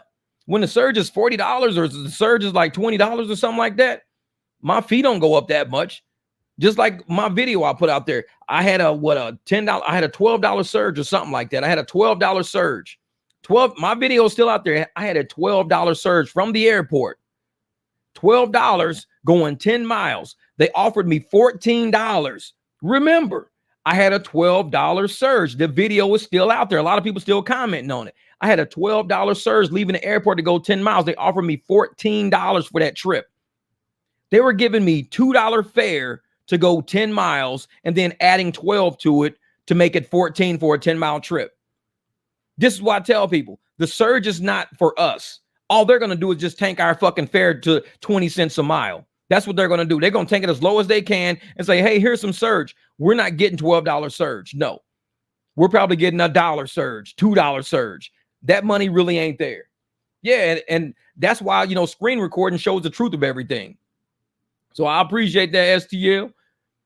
Yeah, and that's what it is. I show people when we screen record, we show the truth in everything. You can't deny what you see on the screen, what Uber and Lyft's doing on the screen. You can't deny a surge disappearing. You can't deny that. But yet, if they sit up there, like when they kept asking me, do I want to be in the queue? Do I want to be in the queue? I wasn't even in the queue when I got that $4. They saw I was near the queue. I was at Circle K near the queue. I was not even in the queue. They linked me into the queue, and I said, I'm exiting the queue or whatever. They took my $4. I wasn't even in the queue to begin with. And I'm like, well, that's kind of shitty. So I just turned the app off. I said, whatever. Yep, they removed the arrow above your car. Everything, man. Everything. They doing all that shit, man. Not the Lubert. I know. There you go. Rideshare is not for every app. So educate your customers what's going on big time. Yep, it's not fair on every app. We're the only people who are facing the customers every day. They don't talk to customer service at Uber and Lyft. They don't talk to, customer support every day. They talk to a driver every single day when they get in that car. If they use the car 3-4 times a day, they talking to 3-4 drivers. They're not talking to Uber 3 or 4 times. Uber don't care. They don't know what's going on unless the driver speaks up. And a lot of drivers, they admit, they be making comments. I don't talk to nobody. When they get in my car, I just stay silent. I just play my music. I just stay. You're part of the reason then that the shit's fucked up. Because if you see that it's a problem and you see that the problem keeps going and nobody's speaking, you're propagating it. The drivers that are actually speaking up going, oh man, I hope you're having a great day. Oh, I'm having an amazing day. Yeah. But I'm only getting $9 for this trip. And usually, I'm getting $22, $23 for this trip. They paying $9. The apps are fucking up. They're only giving me $9 for some reason. Oh shit. Yeah, I took it. But man, I'll tell you what we can do. Instead of this, I'll just charge you like $25 for this. Oh, that's perfect. Because they're charging me $34.99 for this trip. Yeah, and I'm only getting $9 for this. So sometimes you got to talk to people, and they're way more open and receptive than what you would ever believe. Because there's no way we'd be making the money that we make doing this shit if everybody said no. Some people may say no for whatever reason. Oh, no, I don't know. I'm cool with that. Cool. Cancel. Move on. Oh, you ain't taking me? You said no. Oh, well, I said leave it on the app. Well, the app's going to send you a fucking driver. You're not getting in my Beamer, though. Not for that price. The app's going to send you a driver. You'll get what you get. Motherfuckers end up pulling up in a fucking banged up ass fucking car with 3 hubcaps missing. They got to show up with that shit like, man, we should have just took the fucking Beamer. Yeah, you should have. No.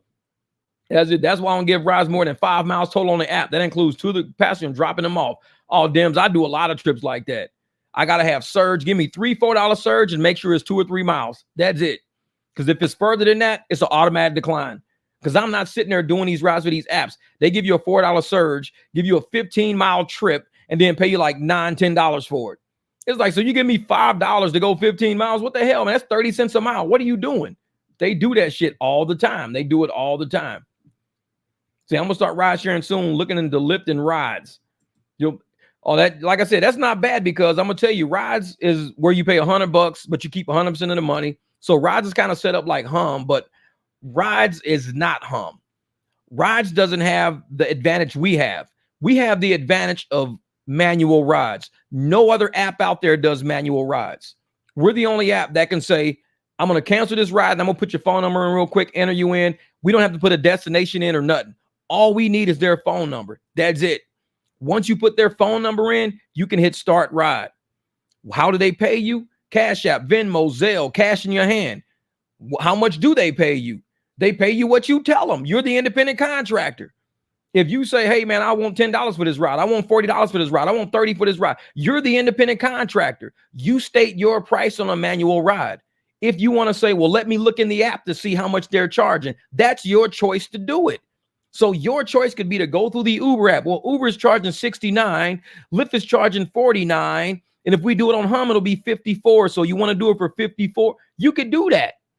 Or you could just be like me and say, hey, $50? Cool, $50. Let's do it, $50. And I don't even look at no apps. I just know distance. I know time. I know traffic. I know what that shit's worth to me. I've been doing this for a while. So with any other app, you don't have that much leverage. You have to go through rides to do the ride. You got to go through Lyft to do the ride. You got to go through Uber to do the ride. With Hum, you're only using the app basically for the commercial insurance coverage. You don't have to add a stop. You don't have to do a ride edit. You don't got all you're doing. You just put the phone number in. You tell them, hey man, $50, cool. Hey, can you do me a favor? Can we stop my cousin? Can I change it? It's only probably 5 miles this way. I'll give you another 15 real quick. I'll cash app you 15. Cash app me 15. They cash app you 15. Now you up to 65. Now, if somebody wants to do a ride change inside a Lyft, you're going to get $3, $3. That's all you get. They're going to pay about $22 for that ride change, and you're going to get about $2 or $3 out of that money. That's all you're going to get. People do it all. And that's why I tell people, do not do a ride change in the app, because you're going to pay like $20 and you think I'm getting that. I'm not. I'm going to get $3, $4 for that shit to go way out of my way. They're only going to pay me like 50 cents a mile. That's it. So you can just pay me straight up or close out that screen. Just don't add that stop. Don't do it. The other night, this lady did that shit. I forgot to tell you. She actually added a ride. I hear them talking in the background. I didn't think I thought she was going to ask me. And she was like, yeah, you know, this and that and blah, blah, blah. They're talking and shit. She said, yeah. All of a sudden on my screen, it says, bing. It said, ride added.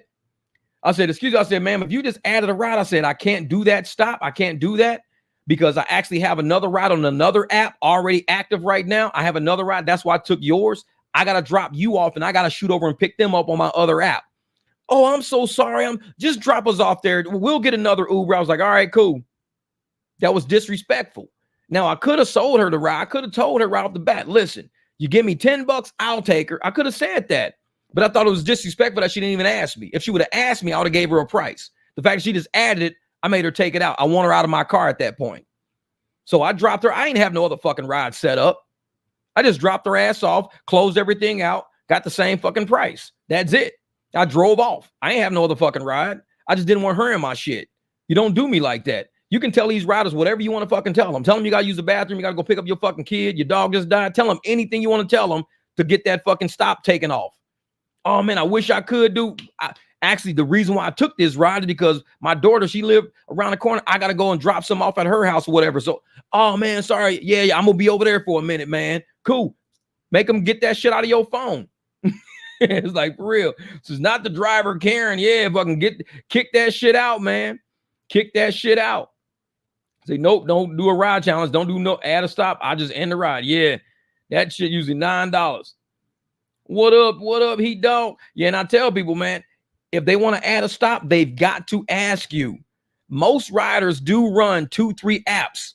Most of us are doing rides to where we're going into the area of where our next ride is. I know Marcel does it a lot.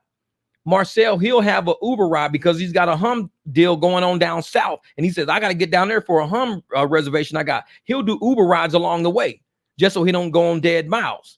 Now, if this person is changing shit, get him halfway down there. There's like, oh, I'm going to add a stop taking me back. Now he's all the way back where he fucking started. But his hum reservation is way down south. That's why you don't do that shit to people. You got to sit up there and say, listen, man, I got something going on. The only reason why I took this ride is because it was getting me to that area and I need to be in that area. That's why I'm glad I wouldn't have took it if it was a stop added. And you make them take that shit off. If they don't take it off, you end the ride where it was going to end and you drop them off. Yeah, no add a stop without asking first. Yeah, because it's rude, man. It's rude. And it's like, it's like we have errands all ready to do. We're using Rideshare sometimes to get home from work. Like if somebody's working a W-2, say, y'all just do rides toward my house, so I got to pay for my own gas. They may add a stop that take you way out of the fucking way that you would have never taken had it been set up like that initially. So these riders got to understand, we don't work for these apps. We're not robotic. We're not employees. We do have other shit going. We got 3 and 4 apps going. So you got to say, hey, if you don't have another ride coming up, you don't have a reservation that you're going. If you don't do that, can I go there and do it? No, I didn't add one, Kev. I'll put you on in a second, brother. Hold up for a second. Yeah, I was in the middle of a conversation. I'm gonna put it here to put you in the studio, but I'm still talking right now. Hold up. Yeah. What is it? When you add a stop and you're on a surge, you may lose that surge. Your fare goes down. Do not let them out of a stop when you started the ride.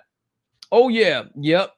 And that's what it is. They'll say, hey, you got to finish that ride. You can't cancel that shit. You got to go end it. You got to end that ride. And you make sure you take them to the initial. Now, one time this motherfucker put a ride, they had a stop, but they try to go to another place. So I'm like, well, you can't go to another place because we was going like north or something like that. But then they had me going like way to the fucking west, like damn near like Tolleson, Avondale for a stop. And I didn't agree on that. I never go to Avondale, Tolleson because it's too far down the highway. So I was like, nope, I'm not doing it. I'm not doing it. And she was like, well, I don't know. I'm like, what we do, we can drop you off at where we're going now, drop you off there. Say, because I'm not going to Avondale, not doing that. And you can get another ride that'll get you out that way. I say, but me, I can't go out there because I live out here. I'm not going to get a ride all the way back. It was disrespectful. So when somebody does that out of disrespect, I say, no, we can't do that. We can't do it. I'm not doing a stop. You have to actually ask your driver, hey, is it cool? Do you got something else you got going on? You got to be home. Is your last ride? You know, are you in your part of town? You trying to end your night? I mean, talk to a motherfucker. You can't just get in somebody's car and say, oh, I need to stop, man. I knew I was supposed to stop in Surprise. I'm just going to keep on going to Vegas. I'm just going to add Vegas as my next stop. Is that cool? You don't just add Vegas as a stop. Motherfucker be driving to Surprise and all of a sudden the shit pop up on. Stop at it. 311 miles. Like, dude, did you just add a stop? Yeah, man. We're going to go to Vegas, man. I just thought about it. When I was riding, I was like, damn, why don't I just go to Vegas, man? I mean, you already taking me up this way to Surprise. I'm just like, fuck it. We'll just keep going. We'll just go to Vegas. No, we ain't going no fucking Vegas. No, that's 311 miles away. You can just add a fucking stop. Like, and people do shit like that all the time. Motherfuckers be taking them to Mesa, then they add a fucking stop to South Gilbert. Like, wait a minute. Mesa's up here. You going like fucking, 21 miles south. I'm not doing that shit. Hell no. It's like, I'll take you to Mesa, drop you off. You can get a ride down south. I'm not doing that. Yeah, starting tomorrow, Uber will charge you $1.25 per cash out transaction. Woo, yes. Everybody knows that because what they're going to do with that $1.25? Pay off all these lawsuits they has been having. That's what they're going to do, pay off all these damn lawsuits, man. I had one scheduled at 5:55 a.m. Wait a minute. Hold up. Wait a minute. Let me go up here. Had one scheduled at 5:55 a.m. pickup. I arrived and she sent a message saying, coming. I responded, unfortunately, I have to cancel. We don't get paid to wait and passengers don't tip on the app. She said, hold till 6:01 a.m. I told her that's up to the driver whether or not they want to wait, and I don't want to wait. Real shit. And the apps will do that. They'll give you a scheduled ride for, let's say, 6 o'clock. And you'll show up. It'll be like 17 minutes till I'm like, cancel. I'll drive off. But even if you drive to pick up somebody from a ping that's not a reservation, just a straight ride, and they think, just like them said, they'll think, well, the app really says I have till 6:01 because you have to wait for me for 5 minutes or 6 minutes. You have to wait. I got a 6-minute window. Not everybody's going to give you that 6-minute window. I picked up a girl the other night. Her name was Gracie, actually. So I pull in front of her house and she said, I didn't know you were going to be here so soon. It'll take me like 5 minutes. And I said, if you be here within the next minute, I'll wait. I told her that because I had already drove down there and I had a surge attached to it. I said, if you be here within the next minute or so, I'll wait. Her ass was out that fucking gate. She came out the door. She was shutting the fucking gate behind her. I wasn't going to sit out there and wait them. No, fuck that. No, I messaged her ass back. This is how long you got. And if you don't, I'm driving the fuck off. I'll just get that surge up at that point. I'm not dealing with that surge. Now, her ass came out and shut that gate behind her quick as a motherfucker. It's like, shit.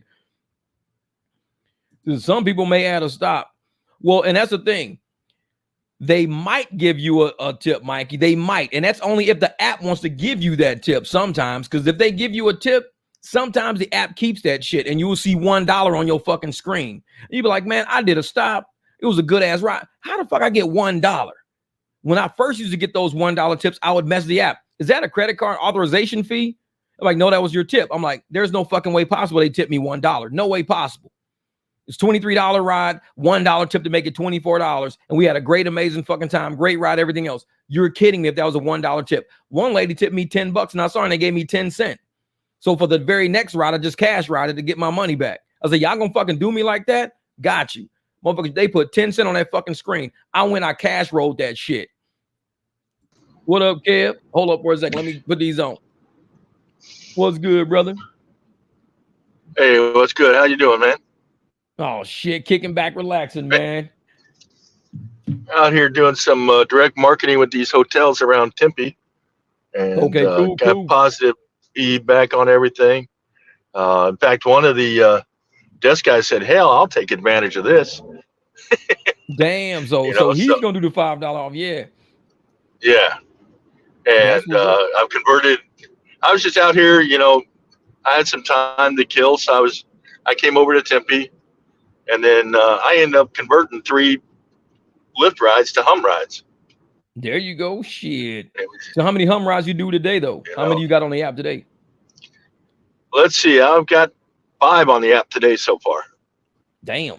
My 2 regulars and then these 3 I just converted this afternoon. And see, what people don't realize is that The reason why for one driver to get 5 rides, 6 rides on the Hum app, you guys don't understand. This app is not a massive app out here yet. It's only been out here for a while. People are flocking to Uber, flocking to Lyft. That's where they go because it's like you said, Uber's a verb. People run there real quick. So for one of our drivers to have 5, 6, 7, and you got to understand, we're getting 100% of the money. These are not 5, 6, 7 rides at half price. These are 5, 6, 7 rides at 100% of whatever the ride is. I mean, in 5 rides, if you're getting like I did the ride the other night, I showed you on the screen. It was a $42 ride. I took 35. The app would have charged 42. If I did 5 rides at $42, that's $200 on 5 rides. That's how Hum pays, though. 5 rides on Uber or Lyft, you might crack 100, maybe. You might crack, but with the level of miles you're gonna do, you're damn near tripling the miles you're driving on Uber and Lyft to make that kind of money. You're tripling the miles. Oh yeah, yeah, and that's just it. Is I know I'm not leaving money on the table. Yeah, you know. And that's what it is. I think that's the thing that makes me feel good about what I'm doing. Makes me and makes me energetic. But hey, when I get people in the car, and I mean, I had this one gal. I took her to the airport even, and she, I told her, hey, I'm only getting charged like $10. You probably paid 25 because there's a surge going on right now. And she's like, how did you know that? I said, I've been doing this for a minute. Yeah. And I told her, I said, I'm only getting, so if you think about that, I'm getting less than half of what you're paying. I said, now, if I could do this to you for $15, I'm getting that whole $15. And she's like, well, let's do it. And I said, all right. So then, I'm sitting there and we were talking on the way to the airport. And she goes, I gave her some cars. I said, I go, do you come down to Arizona a lot? And she goes, no, I'm just down here for a conference. I said, well, how good would you look back at the office if you knew somebody was going to Phoenix and you said, here, I got this guy in Phoenix that'll take care of you. She goes, you know what? My husband has employees down here in his business. I'm going to give this to him and have his employees use you because this is a win-win for everybody. Exactly. And it's like, all right, sweet. And see, not only that, man, I want to go like to the Taco Bells, to the McDonald's, all of these employees that don't have cars, and they usually use Uber and Lyft, but they're paying surge pricing. That's the shit that fucks me up. They got these people working at these fast food places, paying all of this surge pricing, all the money they basically made today working at cash register and flipping fries. They're giving half that damn money to the app. And it's like, you went through, and we ain't getting a big chunk of it. Unless we got a surge, we still ain't getting a big chunk. So if we gave them Hum cards, it'd be like, hey, you know what? Your ride home is going to cost you like $14 a day. Really? Because it usually costs me $26 to get home. Yeah. And what? The driver's probably getting $9 to drive that far. Yeah. Because one lady at a Quick Trip right on 48th and Baseline, the Quick Trip on 48th and Baseline, she was working there the other night. I gave her a Hum card and gave her my business card. I kind of told her about Mic Drop too. So she worked at the Quick Trip all the way down on Broadway on Rule and Baseline, the one way down there. And she's like, well, this is not even my store. She says, but I know I transfer stores all the time and I don't have a car. So I was like, well, hey, make sure you use Hums and shit, because we drive nights, days, and everything. And that lady's at Circle K. She's a cashier at Circle K. So they talk to people all the time. They'd be like, oh man, I can't get an Uber. Hey, try calling this service. This is Hum. Download that app. I bet you get a ride. Because we're more apt to do it there because we're going to actually get paid money. And that's why we like using Hum. We're getting paid. And even if I use Uber or Lyft, if I'm not getting paid, I'm converting that shit to cash or saying, no, I'm cool. And you can leave that shit to somebody else. Let them beat their car up for that shit. Like, nope, I'm cool, man. I'm cool. And when more drivers do that, that's when our market is Uber and Lyft control free. Nothing like Minneapolis. Minneapolis is a shit show right now with everybody scared, nervous, and Phoenix will never be like that. We always know we got our community back. If Uber and Lyft said, we're going to leave y'all hanging, motherfucker, leave. We got 2, 3 apps. We got rides here. We got Hum here. We got, all the NMT companies here. We don't need you motherfuckers here. Leave if you want to. Trust me. We'll be happy about that. Hell yeah. Let me help you pack. For real shit. The quick way, motherfucker. Just throw that shit out the window. Yep. And then, the last ride I just did was a young lady. I took her from the dorms that are over there off of Orange and Lemon, I think. Terrace, yeah. And Terrace took her over to the AC Hotel up on Rio Salado up there. Yeah. And we were talking. I'm like, she's like, she's talking. I said, I said, because I had to pick her up in the back. And I'm like, every time I see this, somebody's always in the front and they end up walking clear around. So I just wanted to make sure. So anyway, I was talking to her and I was like, hey, and she saw my little advertisement in the back there. And she's like, hey, what's this hum? I said, well, that's a new rideshare here in Phoenix. I said, I said, on rides like you're taking right now, I said, now you're paying a surge pricing right now. So I said, you're paying probably $15 for this ride. She goes, yeah. I said, well, I'm getting $7 for it. And she goes, wow. She goes, I don't know. I didn't know that you guys you're getting ripped off that much. I said, yeah. She goes, well, I want to use this now. And she goes, I'm going to tell my friends about it. So I said, well, hell, here's some cars for your friends. Hell yeah. And see, and I said, it's with most of them, what they can do is they can actually take a picture of that QR code and they can send it to each other. So they don't even need a friend. They can just send, hey man, I'm gonna send you a picture of a QR code, get it off of her phone, and they can just say, hey, all right, now you get your $5 off your first ride. Yeah. And then that was just it. Is I don't think people realize how much you're saving them and how much you're helping us. And that's the key words I always like to throw out there. It's a win-win for you. You're saving money. I'm making money. We're both happy. We're not driving around here. That's how rideshare should be. If you're in the rideshare industry and you got riders that are upset that they're getting overcharged, kind of like how they did in Nevada, and they contacted the attorney general after that Beyonce concert, everybody was pissed off at what they were getting charged. Drivers are getting pissed off at they're not being paid. The rideshare industry is a shit show right now because of how the apps are treating everybody. They're gouging people and they're underpaying. They're trying to create profit margins to pay off all the shit they've done in corporate, all the lawsuits, all of the policy violations, everything they've done. They're trying to abuse the hell out of any driver they can abuse. The moment we stand up and say, I'm gonna go get my money, I'm doing this shit my way because you guys aren't paying me what I'm worth. That's where you protest with the apps. That's what hits them in the fucking pocket. More drivers have to do it though, because if more drivers don't do it, the pitches keep doing it. It's going to come to the point where they're going to be the main ones in rideshare, renting cars, burning through cars, being, evicted from their apartments and shit like that, saying, well, Uber ruined my life. You allowed Uber to ruin your life. You've got to fight back. You've got to fight back. Just like you're giving a customer or the rider a choice, you're giving yourself a choice. Yeah. Do I want to be truly independent or do I want to freaking be a cotton picker on a plantation? Exactly. You know what I mean? To be for 12 hours a fucking day. And by the time you leave, you ain't got shit. You have nothing. 12 hours at the end of your day. If you at 12, if you say, I want to make at least $50, $60 an hour. And on Hum, you could do that. $50, $60 an hour. Even doing private rides without Hum, you could do that. I've done it a lot. You should be at $720, $800 at the end of a $1,200 day. $720 to $800 for people to be sitting there with $250, $300 at the end of a 12-hour day. That shit's ridiculous. We can do that shit in 5 or 6 hours.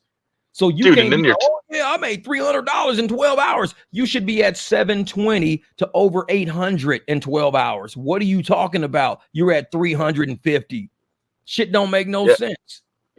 Hey, how are your wife and kids? I don't know. They're asleep. Exactly. Because I've been working all day. Exactly.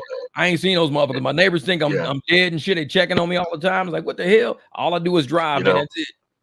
And there's more to life than that. I kind of dropped a video today. It's still downloading, but I kind of explained that, hey, Marcel has left the plantation. He's gone. Oh yeah. He's already gone. I said, no, Jeff and I, we're holding the fence up, man. We're helping you guys get through here. Just keep on coming through. For real, man. And a lot of people don't realize that, with the level of strategies we're given, the tactics we're given, this is because it's proven, because I'm not just somebody just talks that shit and won't do it.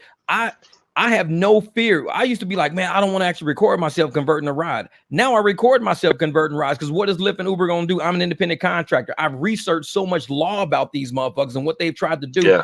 I know I can record myself doing honest, legit business, giving people the options of different apps, multiple apps. I can record that. They can't be retaliating against me. I can sue their ass in court for that shit. That's the Sherman Antitrust Act. For me to give them the option of using another app other than Uber and Lyft, and they say you can, there's one thing to say, Jeff, you're driving around unprotected by, that's one thing. But to say you're giving these people an option of another app, that's one of our competitors. Therefore, we're going to deactivate you. That means you guys are solidifying, you guys are eliminating competition, and you're forcing us as independent contractors to eliminate competition. You're getting us to do your dirty work, and we shouldn't be doing that. Yeah. I'll let these people know there's other options out there. I'm not doing Uber and Lyft's dirty work of limiting competition. We have competitive apps out there that we get paid more on. So I'm going to let you know about them. I have a right to let you know about them. The government protects my right to let you know about them. So let the motherfuckers try to deactivate me if they want to. I'm going to fucking be right in court. And like I said, I'm buying a Lambo. That's the first fucking thing. I told motherfuckers I will buy a Lamborghini. And it's until you got to do the oil change, right? The oil change pop up. I'm trading that bitch back in for a fucking Volkswagen with 2 gray doors on that motherfucker. Yeah. I ain't paying no 10 G's for no oil change. I'm trading that motherfucker right back in. Well, that was a fun 3,000 miles. Yeah. Like, man.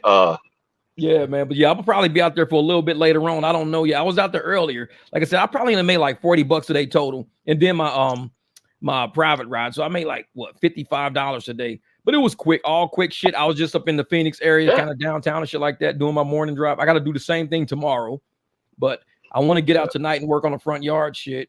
But man, Volkswagen better go on a pair of Steve Urkel glasses. What up, Glitch Dash, my brother Glitch Dash? I know it.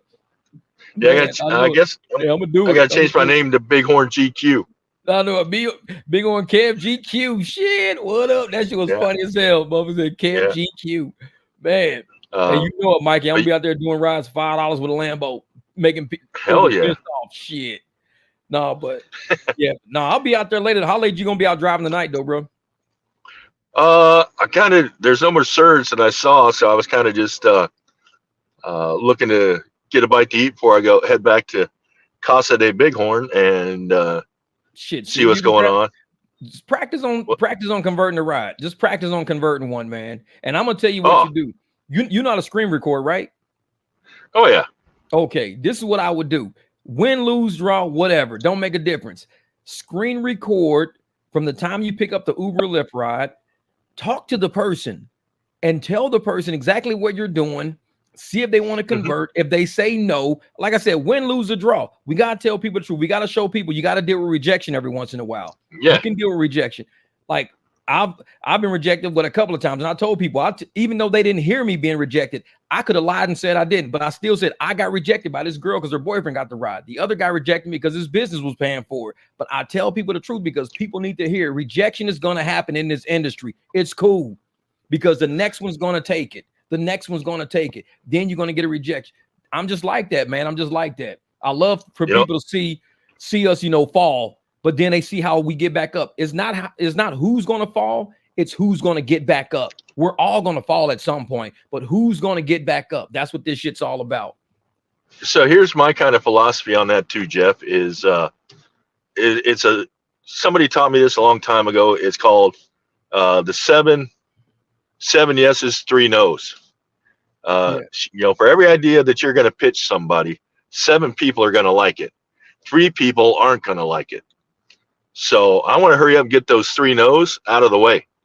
Let's get those 3 nos. So I know the next 7, they're all going to be saying yeses.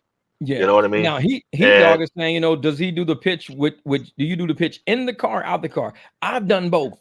I'll pitch in the car, but most of the time I'll pitch outside of the car. I'm like, hey man, I'm not getting, and as they're walking up, I tell them, hey man, I'm not getting paid number $9 of this. Say I could do this ride on another app, and they'll be like, oh, that's cool, and they'll still be getting in. A lot of times I'll do it right in the back seat because once the person's in the car and they see the interior, the spaceship shit, the lights, the smells good and everything else, they don't want to get out. These motherfuckers do not want to get out. Yeah. Yeah, I like to do it in car. I like to do mine in car. And like I said, and I think it's kind of like something you and I know. We know what we want to offer that person before we're even there. Yeah. When it comes across Jamil. with Uber and Lyft, we already know, hey, if I'm going to convert this, I'm going to give them this price. And like I said, I always tell them the price that I tell them, like, hey, you're probably paying more than $20 for this ride. Yeah. You know what? Yeah, I am. I can do this ride for $20. Yeah. Boom. You know. Yep. So and that's what you got to do. You know how it works, so you can easily, tell people what you approximately paid, and they're kind of surprised, like, damn, how'd you know how much I paid? It's like, we've been doing this for a while. We're not brand new to this. We're not new drivers. We're experienced. You can be safe with us. Trust me, I've been doing this for a while. Yeah. So like I said, when I'm sitting home, that's what I'm looking at. I'm looking at, rides that I took for Uber and Lyft. What were they paying? How far was it? Where was I at? And stuff like that. So I know the next time I go to that kind of area, I already know what I'm freaking going to be offering, and it just makes it easier. Because like I said, as soon as people hear save, the light goes on, save.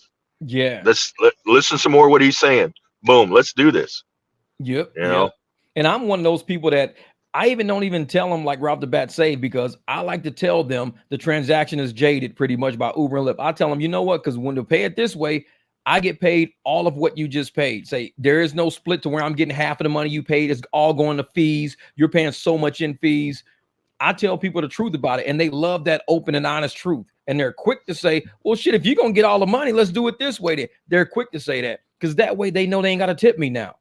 I mean, if you paying 25 for this ride, I'm telling you 20, and you ain't got to tip me at all. You was going to pay 25 with a $5 tip. You was going to pay 30. I'm saving you $10. I'm happy, you happy, and you saving $10. I just spit it out there. You know what? 100%. In the end, they're going to realize how much they saved just by doing it the way I said do it. You don't even got to say how much you saved. And they'll be like, damn, what up, Jamil? What's good, brother? What's good? That's what Jamil, I had the link out there for you, brother. I had the link. I put the link for you, man. You didn't click the link, Jamil. I'm trying to ask you some Uber Black, Lyft Black questions. Well, not Uber Black, because I'm not doing Uber Black. I'm just trying to ask you some Black SUV questions and stuff like that, man. So I dropped the link for you, because while we're all on here, this is we're the Bang Bang Sushi 300, motherfucker. Shit, we the Bang Bang Sushi 300. Hell, we got to start doing that. That's good. I like that. Man, we gotta get everybody together when it's time on a Sunday when we all want to go to have sushi, and we gotta go back and talk to the manager. So next time you're in the area, let me know, and I'll hit up Georgia or something like that. We'll cruise up and talk to the manager to see if we can't get a big area, so we can all sit down and because you remember they was talking about that room. They said you guys can have the room back there. So it's air conditioned and everything. So freaking yeah. So if we go and get that room, and we can have 10 or 15 drivers in there ordering sushi, hanging out, eating or whatever. We can also pitch to people in the bar that we're there as we're going to the bathroom and not drop off your professional car. Hey man, I'm actually a professional driver. This is what I do. It's like that's it.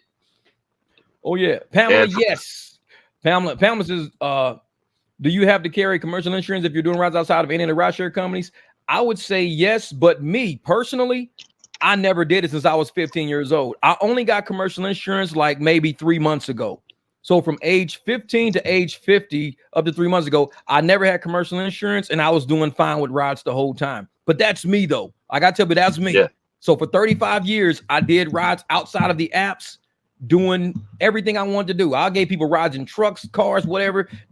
And I never had commercial insurance. The only way I have it now is through Hum, because I use the Hum app.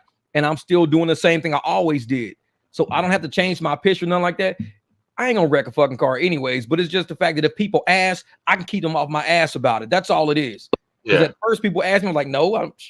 Oh, you gonna wreck, you gonna this, you gonna that, blah. Now I just say just get people off my ass. That's all. So, I mean, and I'll put it to you this way. Exactly. Say you're the designated driver going out, taking people out. You don't need commercial insurance to be a designated driver. Exactly. And I tell people that shit all the time. I'm like, what up, Jamil? Brothers? What's good? What's good? Man, I was trying to get into the app thing. It looked like I needed to go through high CIA investigation or what? Oh hell. They know you, Jim. They know you. Hell yeah, hell yeah. They know Jim with the big ID. They know you, Jim. I'm a block band. Block band. Get done with him. Get done with him. What's up, brothers? We're just talking about, designated drivers, commercial insurance, stuff like that. There's so many people out there who show up and pick people up from bars, like they call, and they'll say, hey, I'll come pick you up, whatever. Hey, Ronald, thank you. And they're just designated drivers. That's all they are. But that designated driver, everybody's pitching in. Hey, let's at least give her $40 a picking us up. That's basically a rideshare ride. So that's you're giving your designated driver $40. Nobody ever asked if those people, in the history of us doing that, nobody's ever asked if they got commercial insurance. Nobody's ever asked. And they never will. And they never will. Yeah. The problem lies is with these freaking apps that trying to put things in the driver's mind. But you know what? If you want to be safe than sorry, get your commercial insurance. That's what I say. Yeah, I've been doing this since I was 15 years old. 15 years old, nothing's ever happened. And I know a lot of people have that fear. Well, it's always that first time. Yeah, but then there's always never. There's always never. I used to do with my Grand Cherokee? I would tell them, look, you know what? I don't have the commercial insurance, but you're my friend, aren't you? They go, yeah. Exactly. Then I'm doing this as a friend. Exactly. And we have the agreement right then and there that we're doing this as friends. Yep. And I've been doing it when people leave college. It's like, hey man, I'm headed back to Iowa. Anybody want to pitch in on gas? Anybody want to pitch? Yeah, man, I'll throw $100 in. I mean, those are basically cash rides. There's basically cash rides. So therefore, nobody ever asked any of these college kids, hey, you got commercial insurance if you're transporting friends home with you for a Thanksgiving break? If you ain't got commercial insurance, you can't do it. You got to do it for free. If you accept money, that's a ride. They never say that. Let Kristen be a pigeon.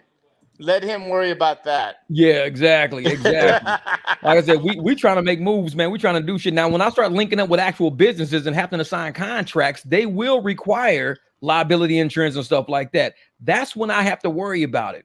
But me taking my neighbor across the street, I don't got to go spend, $300, $400, $500, $600 a month just to take her to the store and back. Like, no, I'm not doing that shit. Like, no.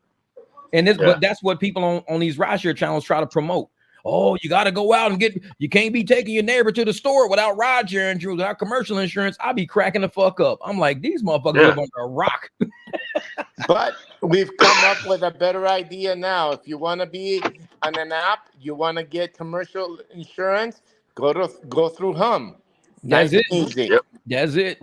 And like I said, and they make it easy for everybody because they tell you right off the bat, this is your own business. You're building your own business, but you're just using our insurance. That's all you're doing. You're paying us a subscription every single month. You're paying for your insurance through all the Hum rides. You do $1.60 here, $1.20 there. But in the end, you're doing your own thing. We're just providing insurance for you. So I love that, man. I love the way that is, man. Tell Big Horn to put his seatbelt on. Yeah. Put it on, man. Don't wreck your car. But now you're gonna get a block ban. I know, but you're gonna click it and get a ticket, Mr. Block. All they are is the screen's froze up. Yeah, man. Yeah. And like I said, what we got to do, this summer, because we know it's going to be that summer slowdown, we really got to go out here and start hammering all the conventions coming out, all of the bachelorette parties coming out, stuff like that. But I'm gonna be leaning on you guys, for driving black SUV. I'm gonna be leaning on y'all all weekend, man. Well, you let me know what I can help you with. I know you had some questions, and I was trying to get into the app. The app itself, but just let me know what you need. Yeah. What kind of questions you had? This is the thing. Let's say on an average Friday night, you go downtown, and it might be surging, might not be, some things jumping. What is a good dollar per mile in Phoenix? Because I know every city's different. What is a good dollar if you're just going, let's say, from Gilbert to downtown, just bringing a party of 4? Like, what's a good dollar per mile average for that, or something like that? I normally go $3 to $4 a mile, personally, and sometimes it's just to give them a deal so that I can actually get them over and over and over again. I would ask them for $75 flat fee. There you go. That's what's up. And that's cool because I remember I took somebody from Gilbert. I took a couple of two, and I took them from Gilbert to downtown to the comedy show right on Jefferson. And I told them $60, and they gave me $100. Now with this SUV, shit's gonna be a little different, man. It's just gonna be different. You can't go lowball, but you know what? If you want to build your business, you can't go super high, but you can't go super low. Yeah, I'm trying not to lowball. Somewhere in the middle so that you can afford to pay for that commercial insurance down the line. So you can afford to buy the new tires for your car down the line. Yeah. And see, I don't want to go too super low because I want to keep whatever the theme is in Arizona black car service at what it is. I don't want to come in and be like, damn, man, you're one of the cheapest black car drivers. I'm like, wait a fuck, what do you mean I'm one of the cheapest? Oh, yeah, people normally charge this. I'll be like, oh, fuck, I'm playing myself. And that's the thing. We play ourselves sometimes because we don't think, right? We think that's why I'm asking people, man. We're gonna lose this customer. No, you're not gonna lose them. Yeah. Once you said something earlier that really makes a lot of sense. Once they're in your car, they're not getting out of the car. Yeah. Yep. Right. Because they're comfortable at that point. They see how it smells. They see how the seats feel. The lighting and everything is different. It makes the sell a lot easier. It's kind of like when they allow you to go test drive a car. It's hard to sell it to you until you test drive it. Once you test drive it and you use the radio, you've used the paddle shifters, you've done all this. Oh, you want to buy the car now. It's kind of like rideshare. Once you're in the car, it's easy to sell that ride to a rider. And it's like, get in, sit down. I'm like, damn, you ain't got to drive off as soon as they get in. Chill for a fucking minute. Click your seatbelt on. Find a good song. Chat with them as you're finding the song for them. Hey, what you guys listen to? Hey, man, normally I get paid about $25 for this ride. They only pay me like $11. You find the music from on Spotify. They don't want to get out. They loving it now. They don't want to get out. They're like 25. Yeah, right on the back of my seat, man. You see a Venmo Cashapp QR code hanging from my back seat right in front of you, man. You can hit that shit real quick. You know, I can cancel this ride. Hit that. Oh, cool. How do you pay? Click the motherfucking light on, shine a light. Now they can see the QR code. They're like, oh, man, it gets so easy to sell. That's why I told people on another live stream. It's easier to sell once you show them the product, once you show them your service and everything. 100%. And the thing is that when they get into a luxury car, they want to have that luxury car over and over again. And that's where we come in and we offer our services for private rides. Yeah.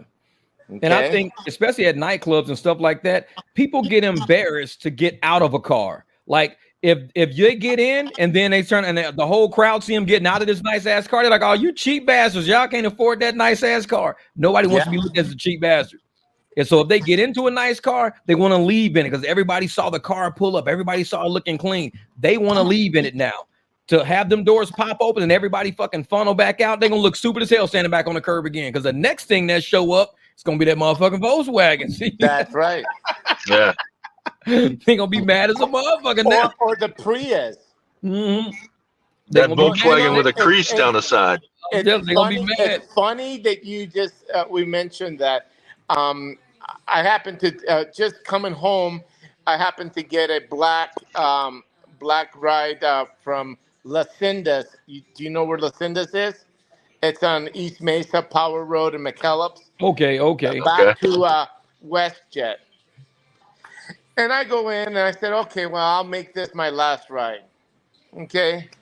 And it was $55 to go from Las Cindas to Mesa on a black service. Now, you got to remember, those used to be about $65, $75, but now Uber Black is lowering their pay. Oh yeah, I heard about that. Yeah, they're lowering their pay. So I asked them, "What did you pay for this ride?" He says $90. Damn. He goes $90. I said, "Yeah." I said, and I gave him my card. I didn't say I'm gonna cancel this or do anything. I gave him my card, and I said, I know you live in the area. I live in this area. And if you ever want me to give you my services to go to the airport or to take you around, my airport fee is $75. Oh my God, $75? I said, yep, $75. 150 round trip instead of fucking 180. Yeah. That means there's no surcharges. It's a flat fee, no reservation charges, nothing. It's just a flat fee. Yep. He goes, oh my God, that's true, because if I would have reserved this, they would have charged me $16 extra. And if I would have done this, they would have charged me X dollars, and then if there's a surge, they bump it up by $2 or $3. He was explaining that to me. He goes, now you got a driver. And he goes, hey, you know what? I'll use you from now on. That's what's up. And that's what I'm trying to get to, man. I want to make sure I talk to you guys to understand how you guys work your system out here. I don't want to come in and try to reinvent the wheel. You guys are already knowing how this market works. So it's for us new drivers on certain tiers to learn how it works. So we kind of go with the flow. So customers don't be like, well, the last driver told me blah, blah, blah, that it was 75 and you're telling me 45. I'm like, everybody's like, Jeff, you idiot. You're going on base tier prices. Get that shit up there. That's right. That's right. It's like, oh, well, I thought 45 was good. Not for a black car service, dude. You're fucking up. Yeah. And that's why more markets need to have drivers coordinating with each other. Talk, and it's not price fixing. We're just making sure we're making a fair price for everybody across the boards. It has nothing to do with price fixing, like Uber and Lyft price fix. They gouge everybody. We're just saying we know what the apps charge. Lies, Jeff. Yeah. That you'll notice there's a lot of jealousy among black drivers. Yeah. Some of them think that they're better than others.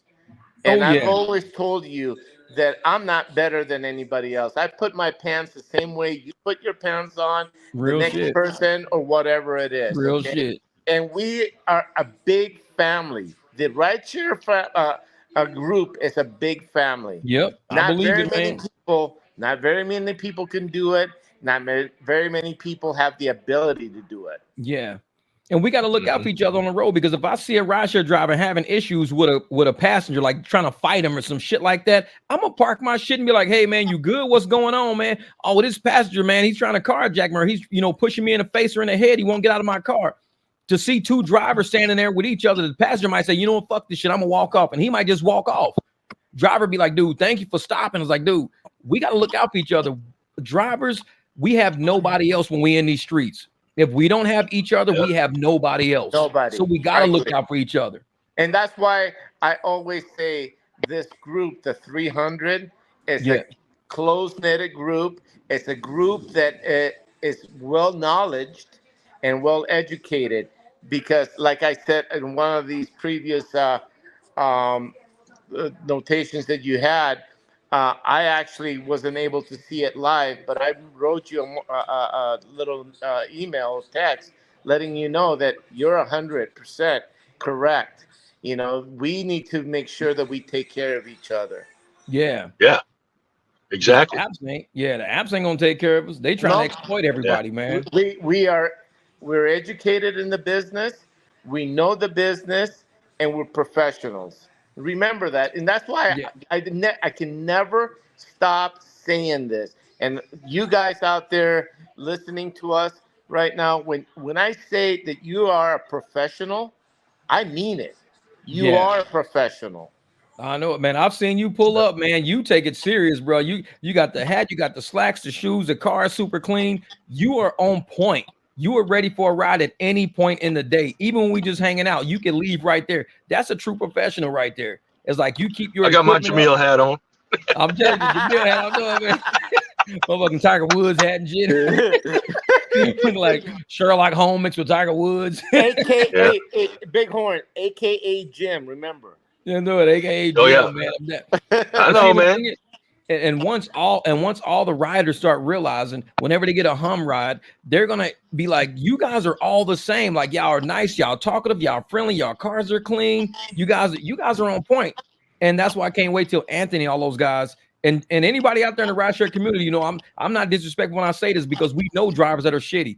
They gotta vet drivers at some point and not just let any driver get on hum, because it could really fuck hum up real bad. As small of a company as it is, all it takes is one or two real shitty drivers, and it's a wrap. It's a wrap. Yeah, I mean, I had a guy this morning. Yeah, I had a guy this morning. I was at the QT over there on Val Vista in Maine, and he's like, "Hey man, how's that hum treating you today?" And I'm like, "Good, man." He goes, "Well, do you get rides?" I said, "No, I make rides, dude. I don't get rides. I make rides." That's right. Shit. And he goes, well, do you get a lot of pings? I said, this ain't Uber and Lyft, man. Like I said, we make our own rides. Yep. Yeah, but how many rides do you get a day? I was like, never mind, man. You're not comprehending what I'm talking about. So therefore, I'm not even going to waste my time on you anymore. Because like I said, I've had people where they've come up and asked me, hey, what's hum? And I say, hey, and I give them Anthony's freaking phone number. Yeah. Or his business card, I mean. The best way to describe hum is a private ride without being a private ride. Yep. Pretty much. You know what I mean? Yep. It's your own business. Private rides are things that I generate myself. Hum is something that we are generating as a group to have personal rides and to have our own business, to have our own bookings. Yeah. And a lot of people, they think like, they may think because we don't get nonstop pings on hum that we don't get any at all. I get, like I said, 3-4 pings a day. Some of them I'm at a point where I'm doing a ride with somebody else and I'm like, shit, I'm going in the opposite direction because I leave the app running in the background. I'd be like, shit, I'm actually going in the opposite direction of where that ping's coming from. So I have to cancel it and let another driver take it. But we do get pings on hum. I'm going to bring this up. Maybe you guys have brought this up. But the basic of it is, let me tell you something. How much money do you make at the end of the day with 20 pings versus how much money you make with hum on a given day with several pings, or for that matter, your own private pings that you create through hums. That's the difference right there. In some cases, you're going to be making $300 with less rides than you would with Uber or Lyft. Yeah, like the one ride that I did from airport to airport, that $70 ride. Right. I would have only got $26 on Uber Lyft. I've done that ride before. Pick somebody up at Sky Harbor and had to go take them down by the other airport. I'm only getting $26. But that's right. On hum, you get 70. Why? Because you state your price. So I basically did that one ride is the equivalent of 3 rides, doing that ride 3 times on Uber, doing 3 just to get the same amount. That's right. So I'm like, you got to do it differently. You got to understand what hum is. And a lot of people may say, well, you guys aren't getting constant pings. This is a small app that's been marketed over an entire city. Phoenix is big. We got a lot of metropolitan areas. Anthony and Eddie can't be in every area. Every rider is already indoctrinated to think that Uber and Lyft are the only rideshare services out there. Yeah. So they've got to go out there and really, really like hammer it down, which is why I always tell them, I'll come help y'all. If y'all tell us what area you're going to be in, we'll show up. We'll come down in the clean cars and everything. We'll do rides in that area. And that's how you get the word out to say, this group they real. It ain't just 1 car or 3 cars showing up. It's like 10, 15 hum people showing up. We ready to do rides on the spot. Let's go. Let's get it going. And we're just dishing out rides left and right like crazy. You got to think, Jeff, when we showed up for that first hum coffee meeting where there was like 9 or 10 of the 300 there, we flat out made our impression, man. Freaking, hey, we're here to help you guys. And man, they did their part. They sold us the bag of goods, and now we're turning that bag of goods into some bountiful freaking fruit. You know what I mean? And the way I look at it is we're just showing them the type of drivers we are. We're not the type of drivers expecting them to feed us. We could feed hum. Yeah. We could feed them any Uber passenger, Lyft. We can do this because we have faith in who we are as private drivers, period. We know who we are. A lot of people don't know how to sell a private ride. They don't know the whole business of why private rides. So they wouldn't probably work well on hum at the stage hum is right now. Hum has to grow to the point that it's sending like more pings for a driver like that to be successful. We're successful with no pings. I'm like, I can be successful all day with no pings. And as long as I know people need rides are good. If you saw some things in the meeting, there are some people still nervous that they're going to get deactivated for trying to convert an Uber ride or a Lyft ride into hum. Yeah. And at the same token, they're afraid of even converting a private ride because they're afraid that you're doing something illegally.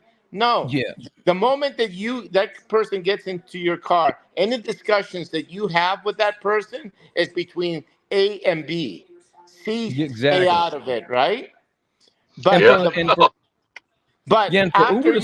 you drop them off, you did your job. You picked them up from the airport. You took them to the hotel. You did your job through Uber or through Lyft, okay? But after that, if that customer, after you discuss this and decides to want to be your private customer, they can do that.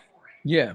And I will tell people out there about Uber and Lyft. Uber and Lyft, they claim to prohibit off-app rides. They can't prohibit an off-app ride because 100% of people on planet Earth are not rideshare drivers. They can discourage it. They can't prohibit it. They can say, I discourage you guys from doing off-app rides, off our app rides, rather. There are more people doing rides right now without being a rideshare driver, have no app to do a ride on, but they're doing a ride and they're getting paid from a friend or a family member or a donation. They're getting something from it. But when these apps generate these contracts, scaring drivers, oh, it's illegal to do an off-app ride. Sorry, 100% of the people on planet Earth that own a car are not rideshare drivers. We're all doing off-app rides all day, every day. They just want to scare you to make you think they're not doing it. But and here again, on a black platform, they can't say that because first of all, they want to know if you have an LLC. Second of all, they want to know if you have a rideshare, not rideshare, but commercial insurance. Okay. Yep. They want to know all of these things. Therefore, that means that they can discourage you. But if you have an LLC, if you have a commercial insurance, they're out of it. Yeah, because they already know you're an established business. You have an established business mindset. That's so right. If you have an established business mindset and not an employee mindset, that's what they want to know. Do you have an LLC? Do you got insurance? Yeah. Okay. So you have established business mindset. We're looking for somebody who's a pigeon, somebody who don't want to go get their own insurance, somebody who don't want to start an LLC, who just wants to sit on the app and take bullshit rides until they hit this $100 challenge after they do 70 rides. That's what we're looking for to boost our technology. We need profits in tech. Those type of drivers boost our profits in tech. And I'm a driver that don't quite boost their profits. When I first started, I might have, but I grew out of that shit when I learned how rideshare really works. And since then, I've been doing so much better, so much better. I will always say this, and I've always said it. Thank you, Uber, and thank you, Lyft, for teaching me the business. Yeah. But I've gotten smarter than you. I became smarter than you because I've always been a businessman. And being a businessman, I know how to recreate the wheel for myself. Yep. And when Lyft released all of those employees a long time ago, they got rid of like 1,500 something employees in the Phoenix area, something crazy like that. You've never seen any of those employees start a YouTube channel, a social media channel, anything about Lyft because they all had to sign NDAs about the shady shit going on in rideshare. Now they could be teaching drivers how to properly do rideshare because they work for the rideshare company and they can say, we know the insides of rideshare and we can teach you guys how to drive better. The apps know this. So the apps forced all of them to sign NDAs and said, do not tell them our secret. What's the secret? They're independent contractors, and we use all this literature to scare their ass because we know none of them read this shit, none of them understand it. So we scare their ass to make them think that they can't go do a cash ride. They can't do an off-app ride. We got all of them trapped on a fucking plantation. Do not tell these people they're on a plantation. You signed an NDA, and we'll come after you. That's why you never see a former employee YouTube channel about Uber Lyft. They know everything about Uber and Lyft. They never have a channel saying, I know everything about Uber and Lyft and I can tell you everything. They would have 1 million views a day, every day. They would be the biggest YouTubers out. But yet they don't do that because they have NDAs and any dime they make off that shit will go straight to a lawsuit. 100%. 100% on that. Yep. Because that's exactly what they're doing. You know, and you know how Uber and Lyft, I actually have found out how Uber and Lyft find things out and glitches in their system. It's through big mouths that open up their mouth and on chat YouTube. And YouTube saying, oh, you know, we could have you know, the multiplier. Why do you think they took away the multiplier? Why? Because people started learning how to abuse it, and they started showing people it, but then they were talking about it. Yeah, they have it on. They had it on YouTube. You could go to the Phoenix airport back in the day, come in through the front of that airport, and there'll be a $40 multiplier. Over on and Washington, then you go in, over on you Washington. take a 2-mile ride, you get $40, and then $80, and then 160. Some of these guys were making $1,500 to $2,000 in one day. I did a video when they were doing that. I did a video of a guy because they all got caught, and he came to the airport. His Lyft app they caught him. It said negative $1,900. They took all the fucking surges back. He was getting them for over $2,000-$3,000 doing that shit.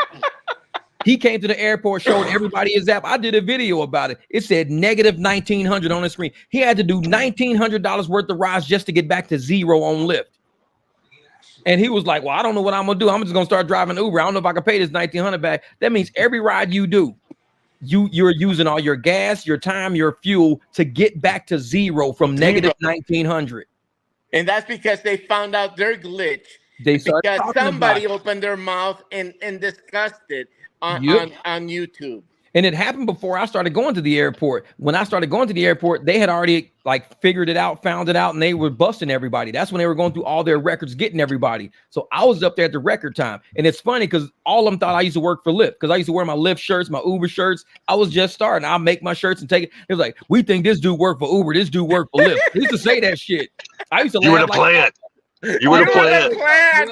Yep. I was laughing like a motherfucker. They was like, yeah, this dude work for Lyft. He wearing all these Lyft shirts up here and everything. He worked for Lyft. I used to laugh at they motherfucking ass. Like, y'all shaky ass, scary motherfuckers. Y'all don't know me.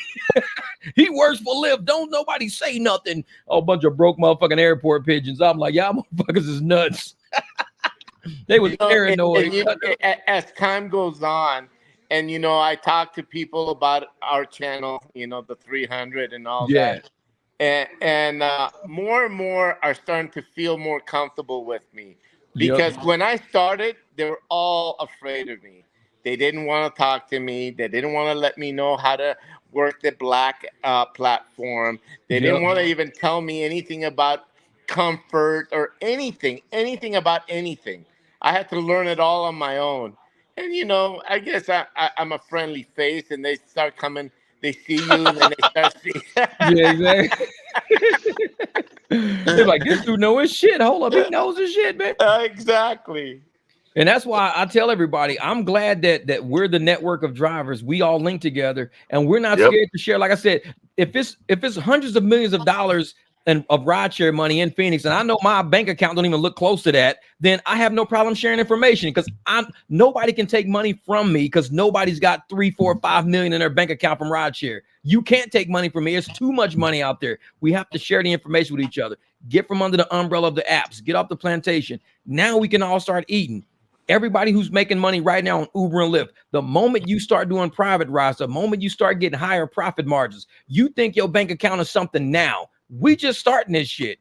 When I first hit my bank account, hit 10 grand like 2 years ago, I was like, damn, 10 G sitting in the bank. And that was just from rideshare. That was it. I wasn't even doing YouTube or nothing like that. I was like, damn, 10 grand, this is crazy.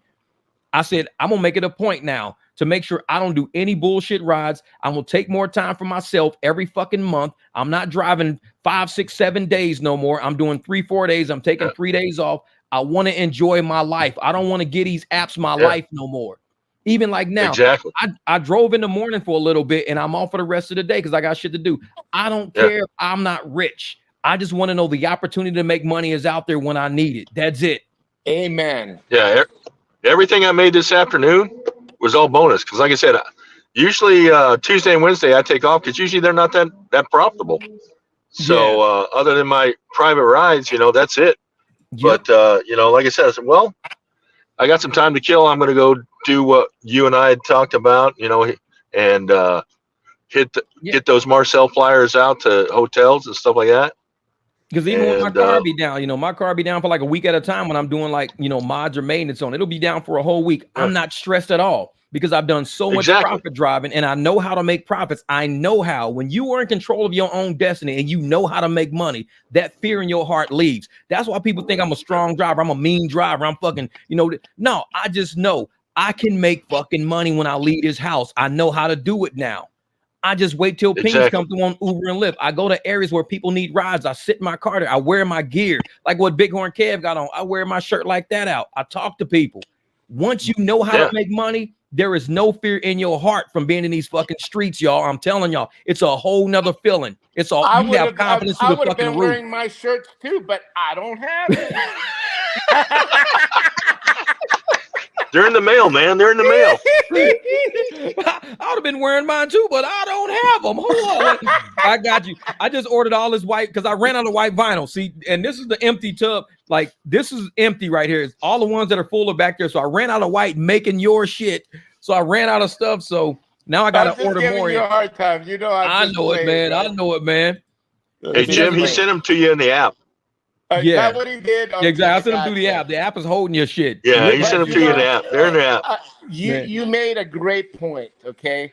Yeah. Us drivers can't burn ourselves down. We got families.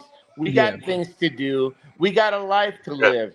You know, work your 5 days a week. Work your 8 to 10 hours. Your 6 hours. Whatever you want to do. You know what you want to bring home.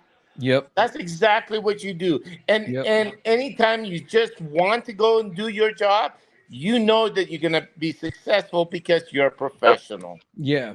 Exactly. And you know your market. I know our market. That's why I know we'll have bachelorette parties. I know we'll have conventions. I know we got downtown First Fridays. I know this market so well. Uber and Lyft don't know this market better than me. I live in this market. So when I need to go make $300, $400, I know I'm going to go out this night, bang out 300. Ooh, I need to make 1,000 by next week. Okay, I'm gonna go out these 3 days. If I can crank out 300, 400, cool, I got it. And that's how we know our markets.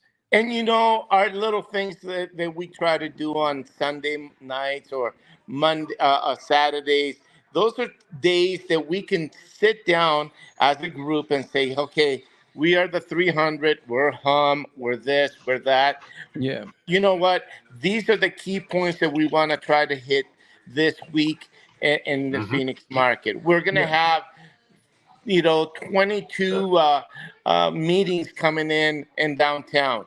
We need to make sure that we have enough drivers there. Let's tell the 300 that. Yep. And that's the thing. We got First Friday coming up, in a couple of nights. So First Friday will be here for May.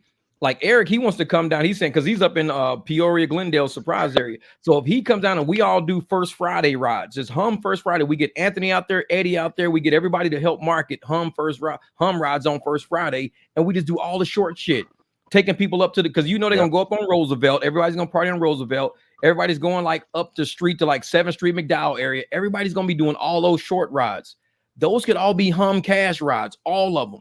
No, none of that Uber shit where Uber's charging these people $24 to go like 3 miles, but giving us like $8 to go 3 miles. None of that shit, man. Yeah. We can be up there getting all that money, getting it all. Absolutely. All right. Well, I got to let you guys go. My bladder is telling me the water bill is past due, so I'm gonna have to let you all go. Water bill past due. You need to drink this, man. You can go for 7 hours without using the bathroom. Your purple power, motherfucker. All right, Kev, man. Hey, if I get out tonight, I'll see you out there tonight, brother. All right, y'all take it easy, Jim. Nice seeing you. Stay away from those. He can't even say Jim or Jamil. Jim. Hey, stay away from them red, white, green, and black flags, motherfucker. Hey, Vic. Kev is wild, man. He's wild. I'm telling you, though, man. But like I said, First Friday, man, we got to do something major. And just like Dog said, they're out there marketing in Westgate now. So we're going to be able to go out there for all the motorcycle shit all summer. And, they got that Fat Tuesdays out there. They got, man, we could do some damage out at Westgate. They got Twin Peaks sitting right there, man. Some nice spots. So we just got to get out there. The whole theater, everything, man. We just have to talk to each other. That's all. Yep, that's it. And Rideshare Lisa created that channel for us on Discord on the Rideshare Lisa channel. It says hum-rideshare, and it's like a hashtag hum rideshare. So we can put anything hum related in there, and we get notifications on our phone. She says there's something about voice on there too. I got to figure out what she's talking about. She said it could be voice, like we could talk to each other on there. I guess I don't know. Well, that'd be cool. Just explain it to me how to do it. Yeah, I'll jump on it. Yeah, exactly. Because I could be like, just throw something on there on the Discord channel and be like, hey guys, I'm sitting at Westgate right now. I got a party of like 6. I'm already taking somebody right now. If you guys, here's the phone number. I just say the phone number, text this person if you can. And whoever's on the Discord can say, hey, I just got that phone number. I'm going to text them real quick, see if they still need a ride, because I might have to drive off. And that just is a way for us to let riders know. We just put you in a network. I just put you on a Discord channel where there's like other drivers that might be in the area. So you may be getting a text within the next minute or two. Say, I just did that on Discord or whatever. So they be like, okay, cool. They do that, we're all good to go, man. We could do that shit, man. We could do it. So yeah, that's the way you got to fight these apps. That's it. Oh yeah. We you know, the few times that I have not been able to see you alive, but I always watch your show during the day when I'm parked or whatever the case might be. Yeah. And we know that sooner or later, Uber or Lyft can pull out of any market, anytime, anyway. And then what happens to all the pigeons in the marketplace? They're stuck, man. They're stuck. Y'all see Ron. I'm gonna add Ron to the stage. This is my man Ron. Go gig it. What's good, brother? What's good, Ron? I don't know if it's like trying to connect him or what. You there, Ron? I think he's frozen. All right, we're gonna remove what it. We'll see if it pops back up again. Yeah, hopefully his phone might be screwed up. But that's Ron. Let's go get it. He runs a channel too out there, man. Yeah, so man, like if we can just get out there and do these rides, man, that's all we're saying. If you want to be, on hum in your city, like Anthony said, at least show interest, because when these guys start looking at what the next market they're gonna hit and they start getting the revenue for the next market, that's when you want to say, hey man, he's coming to Denver, Colorado, or he's coming here. They're flying in, checking out the scene, looking at the logistics, seeing how everything's laid out. Because Hum's gonna need to do something like that. Hold up for a second. Let's see if we can get him in here now. Hold up for a second. I know Ron's in here. Wait a minute. Let me add him. You there now? Ooh, got a bad signal here. Okay, yeah. There he is. There he is. What's good, 300? How y'all doing today? Man, we all right, brother. We're doing good. Ooh, you got a bad signal there. I just want to stop in and say, man, thank you. Can you hear me okay? Yeah. We can hear you, brother. Yep. Yeah, I got a bad signal here at the house, but man, I just want to say thank y'all, man. Me and my wife, we're gonna represent Hum here in Massachusetts, so I already got the app downloaded. So thank y'all for the information. So we're gonna hit the ground running and make that money. So I appreciate you, man. Appreciate you, Jamil, and Big Horn Kev also for representing. So. Oh yeah, man. Massachusetts is the next battleground state right there, man. Everybody's coming through fighting for y'all right now, man. We see y'all politicians trying to stick it to these apps, man, letting them know you guys are doing people wrong. Yeah, man. I need to get up there with them and put in a little footwork. I like to work behind the scenes too, although I'm not the face of the. I like to work behind the scenes, so and they listening too. So so that's what I like to do sometimes too. So I appreciate y'all, man. And I got a bad signal; I can barely hear y'all there. Oh, that's cool, man. Well, hey, I'm glad you stopped through, man. I'm gonna get y'all to say because I know it's kind of hard, or whatever. But I appreciate you stopping through, Ron, man. We'll chop it up with you, though, brother. We'll chop it up with you. Yeah, that'll work, Ron, man. All right. We appreciate y'all, man. We'll be in touch soon. Sounds good, brother. Right. Be part of the 300, brother. Bye. Yeah, most def, man. That's my man Ron. Go gig it. He's out there doing it too. He's in Massachusetts now. He sent me a couple of emails of him, some of the letters that he sends to the politicians out there. He actually sends the politicians letters, like full fucking good shit, some good, very thorough. Really? Yeah, and and that's why Massachusetts is fighting with the Teamsters and everybody else now to make sure they go after Uber and Lyft, because it's guys like him. Drivers like him are compiling these huge ass fucking emails, very thorough information, screenshots, real shit, everything like that. And these politicians are making moves, man. They're making moves. And I just want to see that battleground go down like that, man. I want Uber and Lyft to squirm a little bit and know drivers are coming for our money. We coming for our money. I believe that Uber and Lyft is now really fearing the people. They're fearing them. They're getting themselves to feel afraid of the fact that everybody's opening their eyes to what they're doing and how bad it is. Yeah, because the whole scheme with Uber and Lyft was leave your W-2, we're going to give you a basic sign-on bonus by giving you the $1,500 for your first month of you do all these rides, $2,000 guaranteed money. We're going to give you that guaranteed bonus if you do all these rides. And then we're going to give you all these quests and all these challenges. It was getting the average W-2 person who felt they weren't being paid enough to come, and we're going to pay you so much. But what they didn't know is when you wreck your car, you're not going to have money to pay for it. You're not going to be able to always do profitable rides. So you're going to be riding at a loss for most of your days. They didn't tell everybody the whole business. They just told people, we got all this money if you come to Rideshare. And they trapped all these people on the plantation where they can't go back to a W-2 now. They're stuck. Because once you get to that point where you can download money every day, you get comfortable with that. People working 12 hours, downloading 300. But out of that 300, 100 went towards fuel. And then, you got the rest of your money going towards your bills. This is how they stuck everybody, man. They stuck a lot of people on the plantation. And the way we drive, they're scared of that. Like you said, they're scared of that now because they investors are going to see drivers not stuck on the app. Everybody's going to say, well, we can't get our revenue numbers up with riders that aren't requesting rides on the app if they got private drivers. So I think Uber and Lyft has already hit its high point. It's not a high point no more. They're going to start going down now. I agree with you 100%. I think that they've hit the plateau.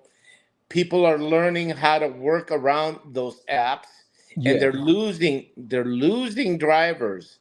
Okay. Yep. Not at a fast pace, but let's say it's 1% a month. They're losing 1%. That's huge for Uber. Oh yeah, because 1% around the world is crazy. 1% around the world, international is crazy, and that's what they're trying to open up in new markets because new markets are new drivers who don't know shit. The market in Sweden and all these places need to start hitting all these channels, saying, okay, what is Uber really about? What is this cancer called Uber really fucking about? They start looking at our markets and say, oh. So this is what they're trying to do to Minneapolis. They went up there and got all these people strung out on needing rideshare. People not buying a car. I don't need a car. I could just use Uber and Lyft. I don't need a car. Now people are like, oh shit, I'm gonna be stuck. I got to get across, 20 miles a day, get across town to my job. I'm gonna lose my job. This is what they did to markets. They came in, screwed up the dynamic of how people get transportation, jacked the prices up, stopped paying the drivers. Now everybody's at a standstill. And the fact that we all can see this shit happening, we know it can happen in any city now. And what people don't understand, you've called it all along from months ahead of anything that's happening. I'm telling you, you've called it. And the best one that you called is the real fact of why Uber and Lyft have not left Minnesota. And that's because the medical rides and the contracts that they have. Yep. And that's a fact. Not only a fact, that's 1,000% correct. Because that would be big money that they would be breaching in contract. And guess what would happen? They would have to give that money back. And what would happen to that? It's hitting their pocket. Yep, breach of contracts. And when I did that video about it, I said, leave. I said, if y'all tough, just leave. Just leave. They got all these people. Oh, yeah, we're going to leave. Yep, we're definitely leaving. April the 1st, we're leaving. May the 1st, we're out of here. We're not coming to the. I said, leave. Guaranteed you won't leave. Try it. Just see what happens. I said, they got too many contracts outstanding. Emergency medical transit route with all these hospitals and all these doctors and all these dentist offices. They can't just up and leave because they're going to get the shit suit out of them if they did so. Oh, yeah, we need till July so we can give other rideshare companies a chance to come in. And no, you don't. You raggedy mother. You are not giving other rideshare companies a chance to come in and develop. Please get out of here with that shit. And then the other fact that you brought up is that they're getting these guys that they're paying on the side saying, oh my gosh, I'm making $1,000 to $1,500 a week easily by not working so hard and all of this. Guess what? Uber probably is sending them the best of the best rides and sending it a little shit to all the pigeons out there. Yep. And what's funny is when David Risher was coming on Sergio's channel, the week before Sergio had him on there, Sergio had all these challenges, all these bonuses, all this real good fucking money. Good money. He was making it. It was a marketing ploy. That's all it was let's make sure they got good shit to say about us before we get on that channel. Send them some challenges. They was feeding his ass. Yeah, man, do 20 rides. We'll give you $300. Oh, yeah, we're going to do this shit. Oh, man, do 30 rides. We're going to give you $195. They was doing crazy shit with Sergio now. what he's getting. Ask him what he's getting. He probably getting the same shit everybody else getting. And that's the thing. They made sure they altered the algorithm for specific drivers. It's specific drivers they can manipulate the algorithm for and give them certain rides. Even Miss T, she shows people how they sit at the airport and transfer rides off her phone to other drivers. It's scheduled rides, other rides she's already locked and loaded. They give them to these other drivers. They do this shit on behind the fucking scenes to their buddies and their friends and the people they're getting kickbacks from. Look at what happened with all of the restaurants, the fake restaurants that they had the algorithm doing. People have complained, hey, I'm ordering from this restaurant. I never get my food. What the fucking problem? They playing stupid. So if this restaurant on your app, your little, ghost kitchen is not delivering food to 10 fucking people a day, won't you make a phone call to this ghost kitchen and go, why aren't you getting food? Why aren't you delivering food to these people? Drivers are showing up. Orders are getting canceled. We're paying you. What the fuck's going on? They're manipulating the system behind the scenes with rides and with delivery. And it's not just rides. You said it. It's deliveries. It's Instacart. I have a great example. There's a person that works in Instacart, has been getting big money doing Instacart, working hard, 12 hours a day, all of these things. People at the store love that person. Over matter. One person, the manager clashed with this person, then they got him deactivated. Why? Wow. Because like what you said, they go back in the back scene. They said, you got to do this for me. You got to do that for me. If not, I'm not going to let any Instacarts come into Fry's at certain place. Yep. That's all it takes, man. That's all it takes is one. And that's why people don't have control of their own destiny, control of their own money. You're leaving your whole life, your fate, your rent, your cars, all in the hands of apps of people that don't even fucking talk to you. People who can just use anybody out there to say, hey, they'll just turn you off and that's it. You're done. And you're like, dude, I got bills coming up. I just had a kid, man. I just bought a car. What? Turn you off. Get your ducks in a row. Yep. Get your ducks in a row. They have no empathy or sympathy for that matter. Yep, they don't care. You're just a number. And if they want to deactivate you, they will deactivate you and don't give a shit if you can prove to them anything unless you take them to court or you send them a demand letter. That's the only way that they will reactivate you because they don't want to be sued. Yeah, because it's sad because even some people that have, video and camera from their cars and shit like that, they don't even allow them to submit that shit. You're like, dude, I got video, I got camera, I got the rider saying this shit to me, not me saying it to them. Deactivated anyways. It's like, what the fuck? Can't I see the information? You're deactivated. You can't get access to your money, you can't get access to support, nothing. And you have all the evidence you need because they do not care about drivers to that degree. They don't. It's all about saving face in the public. Hey, we take care of the public. If you're a customer of ours, we'll take care of you before we take care of one of these contractors. Because these people, we don't really fuck with them. We just use them to get money. That's it. We'll kick them out to make you feel better. There are slaves. There are slaves. Basically. Because all you got to do is just unpair that driver with that rider. That rider will never know that driver's even on the fucking app. Just unpair them. Why deactivate that driver? Just unmatch them. Say you will never see that driver ever again. But no, it's always deactivation. It's always, hey, we're going to show him something. Let's deactivate him. Because it's for a lawsuit. It's showing the power of what they have over you. Yep, exactly. And that's why I'm like, we need to start showing our power. Go and let people know we have other ways of logistics to get you around. You do not have to use Uber. You do not have to use Lyft. They are not necessities. They are luxuries. If you need to get around, I can help you get around. That's it. Oh, I want to use Uber though. $119, man, and I'm only getting like, $30 out of that $119. So I tell you what, I'll charge you $75. No, I'm just gonna use Uber. Cancel, drive the fuck Get out of my car. Exactly. Get out of my fucking car. Yep. Done. If you don't care about how much I make, I don't care about how your ass get there. It's business, motherfucker. Ain't nothing personal. It's business. Get out of my car. Today, I had a good example of one of my people that I hang around at the airport. The lady calls, it's a Lyft customer, and they're wanting to go to Maricopa. I'm sorry. Okay. Maricopa. And then she starts calling him and saying, well, this is for my significant other. I don't know where my significant other is. Uh-oh. There you go. I thought you was done, man. I thought Uber and Lyft got you, man. You're muted, though. Now you're muted. I don't hear you now. You're muted. You're muted. I can't hear you. Can you hear me? I still can't hear you, though.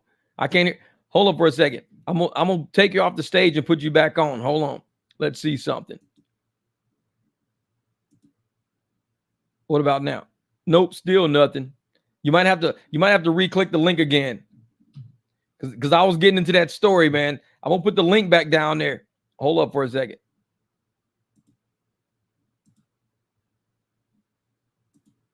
Let's see. Boop. Let's get him out of there. Okay. Now let's see if he clicks back on. Click back on and come back, because I was getting into that story. I want to hear the story about Maricopa, because I've been thinking about Maricopa because we don't have any drivers down there. I would love to go work Maricopa one night, man. I think Donna, she's down there. He said, "You've lost your significant other." I know it. I had to put the link back up. I'm gonna see if he can get back on again. But yeah, I know, man. Like I said, if we can get down to Maricopa, and like I said, Marcel, if we can go do hum in Maricopa, because a lot of people down there, they don't never get rides back and forth because Lyft is trying to pay us $22. There it is. There you go. Can you hear me now? Now we can hear you, man. Okay. So I'll take off where I left off. Basically, she calls them and tells them that this is for another their significant other. She wanted to know where to be picked up. And I says, the app tells you right then and there. You know what? This lady's trying to scam you. Just cancel the damn ride.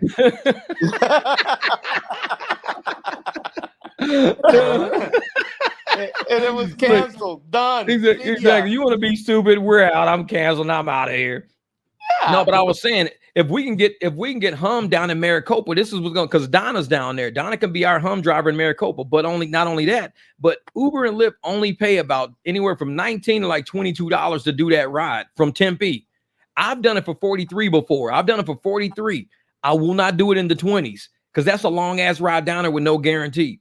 So and you're coming back empty. You're coming back empty. So it's you have to do an hour one way and another hour back. For you, yeah. Traffic. Because I'm in South Phoenix, it takes me only about probably 20 minutes to get down there from South Phoenix. Because I hit the 10 and I hit that I go, Wild Horse Pass or whatever and shoot down there. It takes me about 20 minutes to get to Maricopa. So I'll do it for like $43 because I have to come back empty. So it's really a 40-minute ride for me. It's 20 down, 20 back. It has to be minimum 40. If I did it for 20, that means I'm doing it for $10 each fucking way. And I'm not doing that. Like, nope. I'm not doing it for $10 each way. And they'd be like, yeah, $21 in Maricopa. I'd be like, so it's like $11 there and back. Basically, it's like, no, that's a long ass drive for $11 each way. No, I'm cool. I can get $11 going from here to the airport. I can get, and that's like fucking, 9 minutes. Why the hell I want to drive way the fuck down now? I'm cool, man. Yep. The other thing that is amazing that you just brought something up with the fares is that sometimes I come to find out that Uber X, mind you, Uber X with the surge at the airport pays twice as much sometimes than Black. What? Uber X? X. How in the hell is that even possible? As a matter of fact, the other day it was last Friday. One of my customers says, I requested Uber X and it was $110 to go to Scottsdale. And my Uber Black was $74. Guess what I did? I ordered Uber Black and I came in and I picked her up. You got played. I was the one who got scammed. You got pigeonized. I got pigeonized. Thinking I was doing a good thing, getting it at $74. The moment I realized I got pigeonized. Did you believe that? No, that's crazy shit. Uber X was more than, oh man, this is gonna be scary shit. So we need to let people know that. That's one thing we definitely need to let people know that we can get pigeonized thinking that we're doing the right thing. But see, and the thing is, with Hum, it's even across the boards. With private rides, it's even across the boards. Even if you guys don't have Hum, trust me when I tell you, get you some business cards put together. That's all I'm gonna tell you. If you don't have any business cards put together, you can get trapped on the plantation. Because they're gonna do some shady shit one day and be like, oh, we need to revamp our system, and we're gonna be down for 2 days doing. They're gonna do something shady, and everybody's gonna be without money, without passengers. It's gonna be something going down, just like what happened on New Year's Eve when everybody got fucked on New Year's Eve and people still wasn't getting their money. They doing something shady. So get your business cards out there, man. And I'm one of those people that, like I said, we got to get down to Maricopa. I'm one of those people that want to go to a new region just to get everybody used to something different, change their mentalities. And Uber and Lyft are not the only things out there. We got private drivers, we got Hum, we got other apps, we got rides, we got Empower. We have ways to get you around other than Lyft and Uber. Once everybody sees that we're against Lyft and Uber and Lyft are going to have to change their ways. They're going to have to change their ways, or else they're going to lose all of us, for real. That's for a fact. No, Chad said he was driving out there one night and they sent him out there. He didn't have no gas, didn't know where I was going. Went all the way on the other side, out in some field. It was out in Maricopa. Yeah, exactly. Like, I do not go to Maricopa for no $20. Hell no. Pay me, get it up in the 40s, I'll go. And even when people be like, yeah, man, because it's always from Tempe, from Mill Avenue. People from Mill Avenue will come up from Maricopa. They'll party all night, and from Maricopa, they want to go back. Nobody's taking them back because it's just not worth it. They're paying $45, $60, $70 to go down there, but we're only getting $21, $22. And we ain't got to ride back. So it's like, nope, I'm cool. Yeah. It's kind of like a city like its own, like a Apache Junction. Exactly. AJ is kind of far, man. Once you get down there, you might as well start doing Denim and Diamonds, doing all those little country bars and shit. You ain't going nowhere. You might as well put on a motherfucking straw hat. Boom, boom, boom, boom, motherfucker, you in Apache Junction for the night. You go to the handlebar bar or something. I once had a farmer named Jed. Boom, boom, boom, boom, boom. This is the Beverly Hillbillies. Boom, boom, boom, boom, boom, boom, boom. Block band. Hell yeah, you out in the AJ, motherfucker. Block band. What was it? God damn, is he drinking a 2 liter? I said he was drinking a 2 liter in this motherfucker. Oh shit, Eric's in the house. Hold up. Where are you coming from, dog? Look at Eric. I'm taking my protest back. Shit, he protesting at the house. What's up, man? What's up, Eric? Nah, how you doing, Jamil? What's going on? Another nice day. So, did you drive today? You drove today? No, sir. I did my private ride, and that was about it. I was just chilling, relaxing. My day off. What's up, man? Hell yeah! Look at that. We did 300 at the bar. He at the barbecue, relaxing. Now, see, he's north, up near Surprise and everything. Yep. What we need to do is we need to like buy a ton of barbecue meat and everything, and just come up there and just barbecue at your pool, man. There we go. We gonna live stream from your backyard. Oh. That's right. All right, I'll bring the steaks from Costco. Hell yeah. Jim gonna bring a steak and a big ass 2 liter. Or one like this. I know he said, God damn, is he drinking a 2 liter? Yeah, that's more than a 2 liter. There better be a 2 liter of bourbon. What up, Ebony? Yeah, we gonna do that, man. We gotta have a 300 barbecue before it get too hot out here. Yeah, that's definitely it's getting there. Yeah, man. I'm telling you, man. And once we go up there, we can all go up there, eat, barbecue, clean up, and then start doing rides from there. Be like, all right, y'all, everybody, let's get rides. Let's go. Because you know up in Deerfield and all Deer Valley and all that shit, ain't nobody up there. We'll be doing rides all night. Well, it's like you were saying with the point with all these people that don't have Hum yet. I made a comment to where, before Hum came around, I had all my private rides, especially from up here to the airport, set up, a whole handful. You just have to learn your people in your area and how to work it. There's so much money to be made that you don't really need these other companies. But I choose to, and they're just, like I said earlier, I use Uber as the yellow pages to find people. Yeah. Find convert. So that's about it. And that's how you got to do it, though. It's because they use Uber as a travel agency, basically. And we use Uber as, like I said, yellow pages. So everybody's using Uber as a connection between riders and drivers. Ain't nothing wrong with it. We don't work for Uber. We don't work for Lyft. There's nothing wrong with using an app to find something. Again, underline, quote and unquote, we're fucking independent drivers. Exactly. Real shit. And it's okay, like I said, if they use the app to find people a ride, because they'll sell us like slaves. They'll sit up there, hey, we found your ride for $85. And they'll say, okay, they'll say, hey, Jeff, I got a ride to the break for $32. Like, wait a fucking minute. This motherfucker paid $85 and you telling me $32. That's a $50 variance right there, man. What the hell? And that's how they do it. So we have a right to counteract that. In my previous work experience, I was a private contractor in a different field, but I had never had a customer tell me, this is what I'm going to pay you. I said, no, that's not how it works. I give you the estimate. You don't give me the estimate. Exactly. So, I mean, we work for ourselves. And that's what Uber and Lyft do. They tell you what they're going to pay you. Well, it doesn't work out that way. Yep. Well, and not we have only to take that, control of our. It's a good point that you bring up. We normally set our prices, but they set their prices and their fees are going to be taken away from us. Yep, exactly. Yeah. And that's where they get us right there, telling people, oh, this ride is $85. No, this ride is not $85. The ride is $30. All the fees to get that ride, because you got to look at that. Motherfuckers like, what are the fees for this ride? Oh, the fees are $50. Wait, I got to pay $50 in fees just to get a $30 fucking ride? Like, yeah, exactly. They be pissed. Oh, yeah. So it's like, we got to go. Like if a contractor comes to your house and says, hey, I'm gonna build a pool in your backyard. It's gonna cost, $47,000 to do this swimming pool or whatever, this and that. Somebody don't call the swimming pool contractor, hey, I need you to come do a pool in my backyard for like 15 G's. Yeah, right. Nobody does that shit. The contractor come out, dig a hole and leave. Motherfucker fill that shit with some muddy water.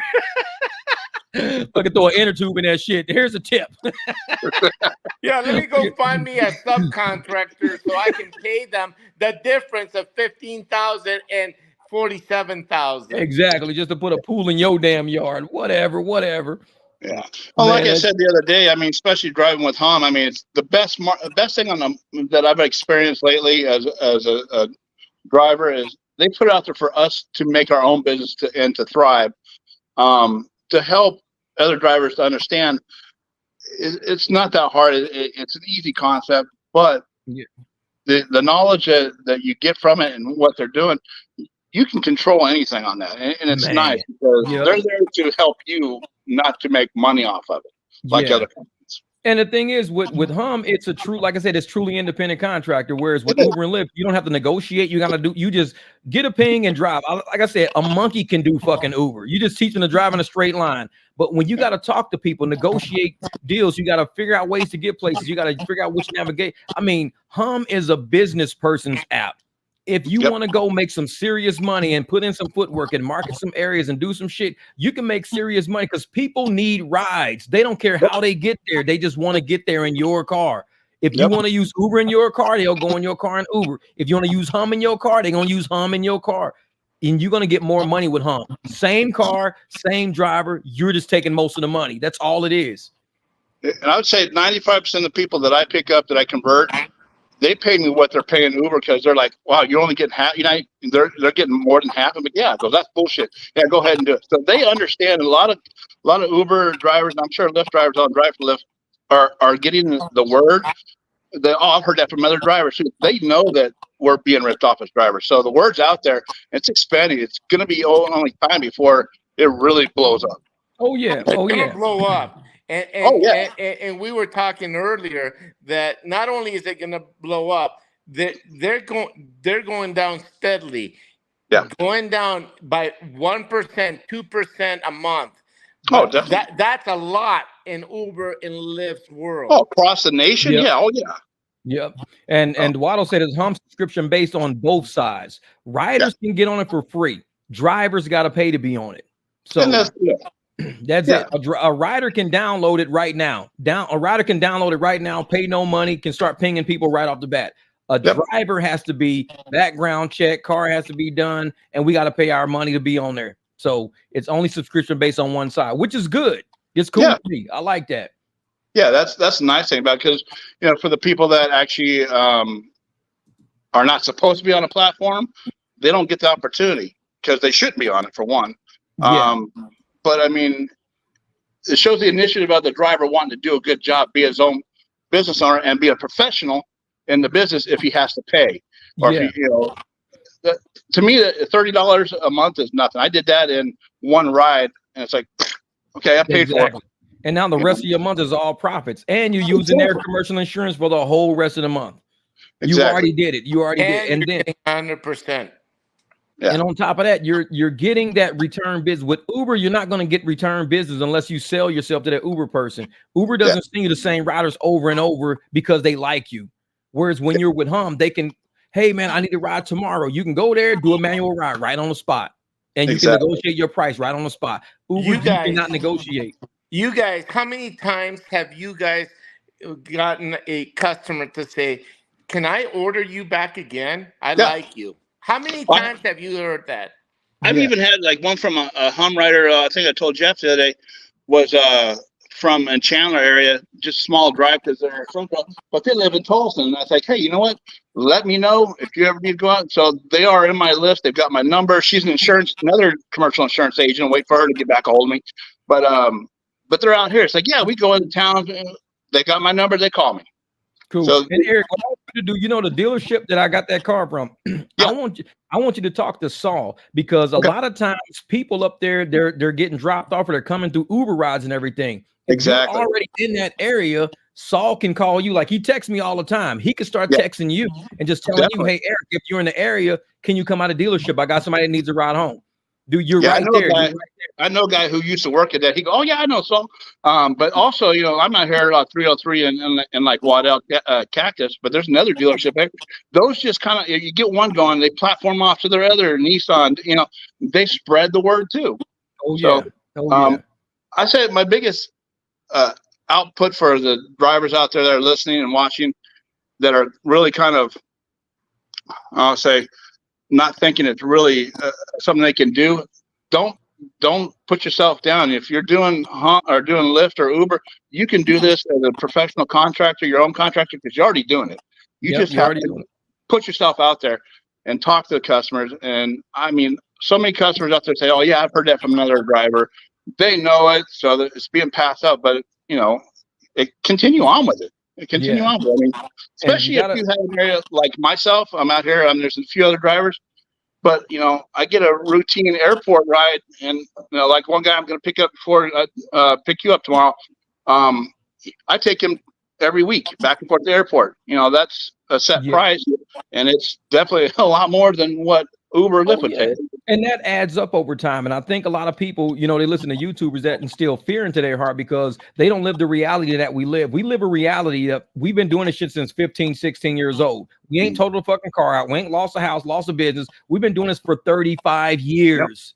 And these guys are getting on a YouTube. You don't want to do that because you're going to lose. I'm like, motherfucker, are you that bad of a driver going like 2 or 3 miles that you think you're going to wreck your shit every time you get in the car? If so, don't even do rideshare. Don't even do it. Yeah, because we've been doing this for way too long. When somebody tells me they so scared to drive they shit across town, that tells me right now you don't trust your own driving, or you don't know how to drive. I defensive drive. I've been riding motorcycles for 26 years.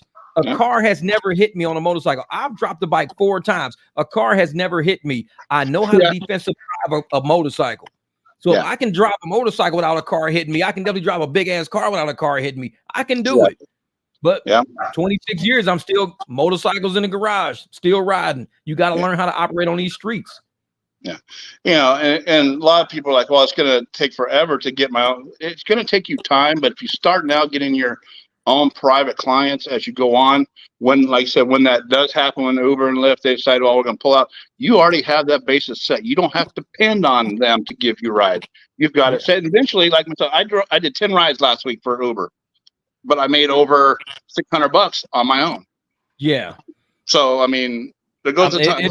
It feels a major gap. Like, people don't understand the big gap that Hum feels when the apps are shitting you, not sending you nothing, not giving you rides, throttling on you. Hum will fill that gap, because you can easily say, if you want to throttle me and fuck with me, send me a $20 ride and I'm gonna convert that to a $50 ride. Just send me something and I'll just kick back. Yeah, we all know they throttle. They throttled me hardcore last couple weeks, because I mean, it's like, come on now. 5 hours, I don't have one ride. Ridiculous. Yeah, exactly.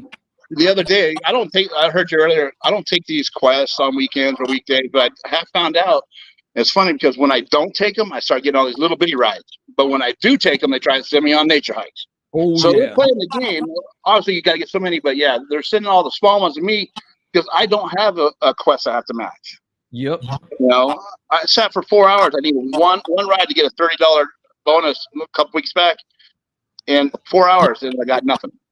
And see, and that's why I tell people I don't set my filter, because that's the game they want to play. They want you to set your filter so they can give you exact opposite of what you're looking for. Yeah. And I'm like, nope, just send me everything. I'll decide on whether I want to cash ride it or if I want to take this ride. Give me the choice. And I'm like, well, why don't you set your filter? Because I don't drive like a regular rideshare driver. I drive like an opportunity that's looking for profits. I can turn that ride into what I want, even though it's a nature hike. I can do it. Yep. So yeah, build your own business. That's basically the concept of it. It is. Build your own business and use Uber, use Lyft to fill all your gaps. Yep. That's it. It's a gap. And everybody's been saying, oh, it's a stepping stone. It is a stepping stone. It's a gap filler stepping stone. That's all it is. It's people that need a rides. It's a constant, system of API just keeps going. You have a choice. Do I take these rides, convert these rides? What do I do with these rides? They're throwing you a ton of fucking pork chops. What do you want? You want to eat or what? So either you're going to do it or not. So you got to go out there and get that shit. And we're the type of people that say, okay, we're going to go get these fucking rides. We know how this money is going. I want to say, I see a $25 ride going that way. I'm doing it for $45. Watch how I do this shit. Yeah. Oh, and that's what you do. Yeah, so. Exactly. What up, Dims? What's good, Lady Dims? Black Band! Motherfucking Black Band around here. The Black Band crew. Where Larry at? Shit. Tell me, man. No, but and that's what it is, though. I'm glad we got a bunch of people on this podcast right now that are all entrepreneurs. Ain't nobody on us a pigeon. We all do cash rides. Dim sets up our own contracts and shit like that. We got people out here who really do this shit. You're not going to find a podcast that's got 4 people on here that are completely straight about the money. You're going to have a lot of pigeons on some podcast. Pigeon podcast, motherfucker. Yeah, I went to the airport in the holding area to use the facilities. I had to throw the bag of popcorn I was eating out the door because I was afraid I'd get That's the truth. That's the truth. Pigeons at the airport, shit. Them pigeons at the airport. So what's going on down in Dallas? What's going on down in Dallas? A whole lot of shit of nothing. But I'm getting to the money. I don't know about everybody else. I'm getting to the money. That's what you got to do. I had a pickup today at the airport. So I was like, let me go around here and go fuck with these damn drivers and see what they up to.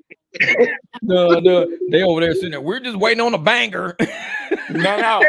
They're waiting for the Black Band.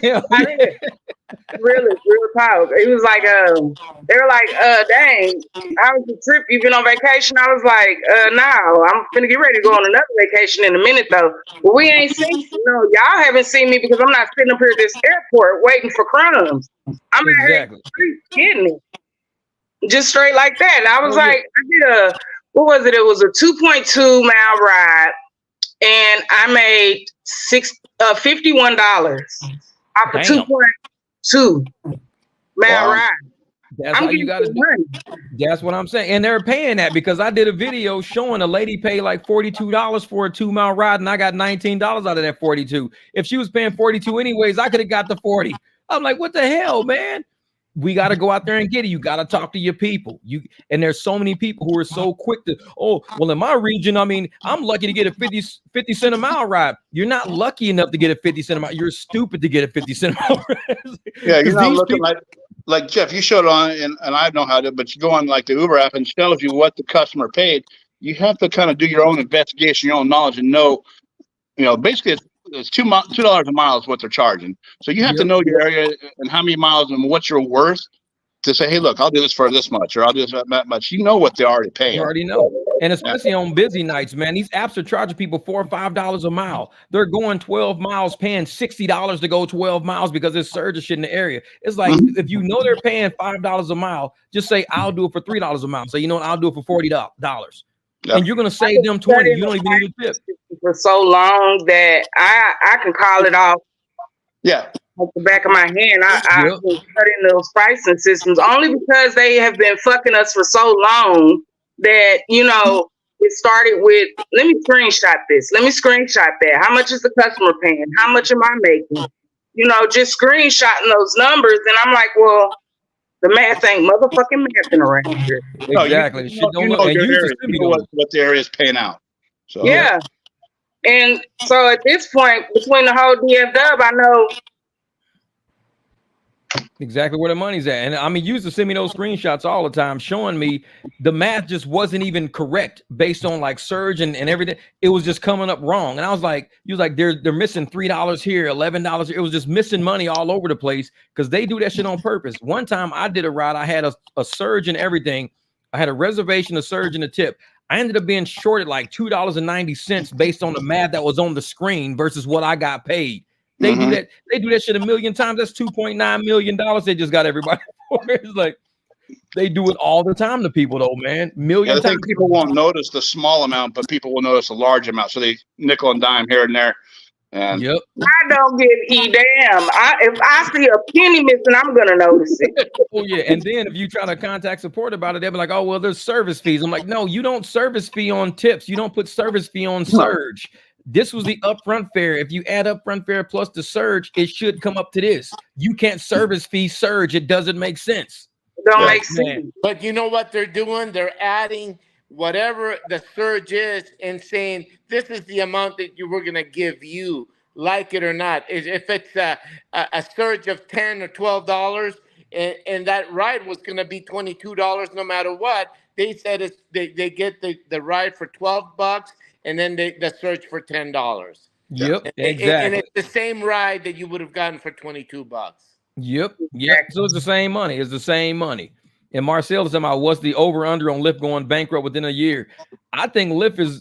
I've said before Lyft is going to crash because they just cannot keep up with the lawsuits, with the shit they just did with the shareholders. When that lawsuit goes through, they really think all these drivers out there that know we getting screwed are going to pay off their lawsuit for their corporate fuck up. They think we're going to pay it. You hit it on the money a little bit earlier when you said that they're working their way over into the overseas market. Yeah. Yep. And that's what Uber's doing right now. They're over there in Sweden and all that shit now, trying to get all these new contracts going because they know the American markets, we figured it out. We have the Sherman Antitrust Act. So they have to allow competition over here. Some markets overseas, they never heard of the Sherman Antitrust Act because they're not in America. So they can do whatever monopolistic shit they want to do over there. Over here, we're figuring out we got open courts where we can sue corporations over here. Some countries, you can't sue corporations. You got to go through the government and do all this crazy shit. So it's like they're going to have hell to pay over here with all the open transparency shit we got. But everybody over here has to sign NDAs. Anytime you deal with Uber and Lyft or anything, you have to sign an NDA because they don't want the truth out. That's what it is. There's gonna be a leak somehow. There's gonna be a whistleblower. Yep. There will be. Somebody's about to give the whistle blow the whistle like motherfucking Lil Jon damn blow the whistle. That shit's gonna happen, and when it does, all of us gonna be getting. Oh, there's a class action lawsuit. If you opted out, you get $15,000. Shit, we all gonna be getting. I'm telling y'all, opt out, because if you don't opt out, you're gonna be stuck in arbitration. You may not get class action money. Yeah. You can't. What's you the can't limitation? What's the limitation to opt out? Is it whenever you feel like doing it, or does it have to be done within? I would just send days? a message. Yeah, I would just send a message to the that opt out email address I had in that video. Like if you go to my videos and you search for opt out, that video will pop up. Yeah. Now I think to that addendum, they said something about 30 days or 20 days from receipt of this addendum. But I don't know what it is about the entire scope of Uber and Lyft. Like, can you opt out of everything if you just choose to opt out? Not just a certain addendum, but everything. Say, I don't ever want to be an arbitration. Insurance. That's what they need to let me opt out of. Yeah, exactly. The professor would know more on that too. Yeah, Roger, Lisa was good. And I'm telling people, man, with that commercial insurance, that's how they're making all their money. Because when I'll put up that $934 fucking medical ride that lady had or whatever, $934, and she got $300 out of it. That was over $400 in Lyft fees, $400 in fees. The fees were more than the ride.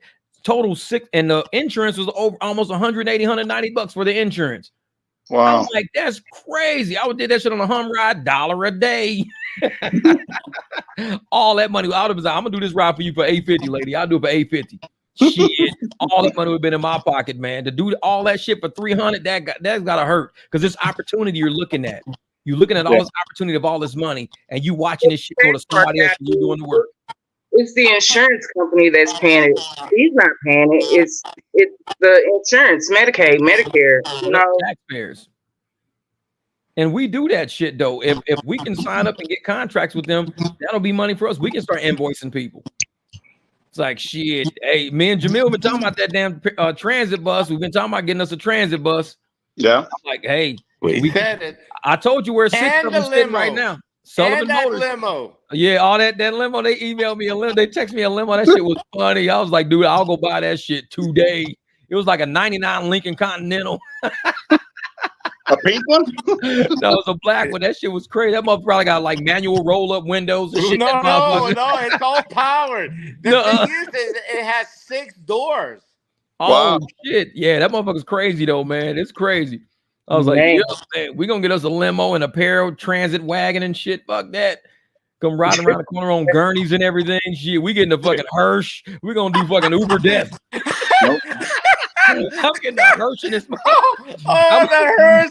That was a good one. I didn't think about that. Shit, I'm gonna knock on the casket. I'm like, hey, you dead motherfucker, you better tip me. Oh, is it a tip in this? You died. You died. We'll take you to the cemetery, motherfucker. Uber cemetery. Hell yeah. Shit, we roll this motherfucker out quick as a motherfucker. Hey man, I'm gonna cancel this trip. Get your dead ass about my car. You block man. Get your dead ass block man from heaven. Oh my god. Hey, you know what? We can lease the hearse to the mortuaries. Exactly. Hey, listen, and then you can hire us for one day. And then we'll be dropping the motherfucker off at the mortuary, picking somebody up from the mortuary. It's like shit. But I'm trying to add a stop, motherfucker. You dead motherfucker. Motherfucker, you ain't gonna add a stop. I'm rejecting your ass. Hey, you be driving and all of a sudden the stop ping on your app, man, I'll jump out that motherfucker and run. Like, how does that add a stop? My shit'll be sending a stop like just idling. I'll be running like a motherfucker. This dead motherfucker added a stop. I'm out. I can't do this shit no more. Oh my god! I like that motherfucking Apple ping like a motherfucker. Pling, pling. Can you stop by Circle K? Like shit. This dead motherfucker a Circle K. I know, give me a crusty dusty when they bury me in the dust. Need me a crusty dusty real man. You dead motherfucker. Well, what dusty crusty? Throw that shit out and I'm going.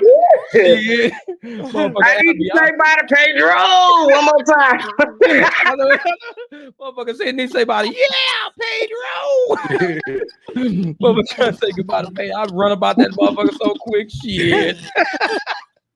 Apple ping, ping. Look on shit. Motherfucker throw that shit in park and just start running. Fuck that, man. Fuck the parking. Just run. Just car just rolling. Motherfucking casket in the back, car just rolling down. This motherfucker done added a stop. Shit. I ain't signed up for this shit. Oh my god. They got that shit in the manual. If passenger adds a stop, how these bitches are dead? Wait, the best part of it is gonna be you'll have on the side of the hearse that says Uber. we drop you off. From cradle to grave, motherfucker. Cradle to grave. We'll get you there. Cradle to grave, Rideshare. Pick you up when you have a baby, pick you up when you die. Come on, Dara. You want to fucking expand? Here's a good expansion. Exactly, shit. Motherfucker. Man, that's stupid shit. Fucking Dara, you motherfucker. But I carry it. You want to carry even when they died, motherfucker. Here, hey, that's what they it need to is. do. They need to roll up to Lyft. Next time they do a protest, roll up to that motherfucker in a hearse and have Lyft down the side of the casket. Lyft is dead. They need to protest the right way. Pull up in a hearse.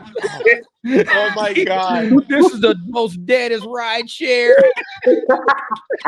Oh fuck. Hey, that'll be a great one. You know what, these motherfuckers come into the airport and they want an XL ride? Well, you come with that. Hell no. All these You want an XL ride, motherfucker? Right on the hearse. All these motherfuckers, man, like, this is a fucking Uber X shares. Like, don't worry about that motherfucker laying in the back. Just put your suitcase next to him. You pull up in a hearse like a motherfucker. Everybody and then we wear a black suit with white shirt and black tie coming out. Motherfucker, white gloves and shit, looking like pallbearers picking up luggage. These motherfuckers like it's a dead body in the back of this bitch. It's an Uber share. Well, this is an XL, and it is a share, motherfucker. That motherfucker don't talk that much. Don't worry about him. We're gonna have to drop him off first.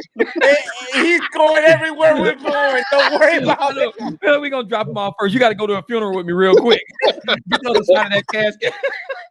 You got another passenger carrying a casket with your ass. I didn't sign up for this shit.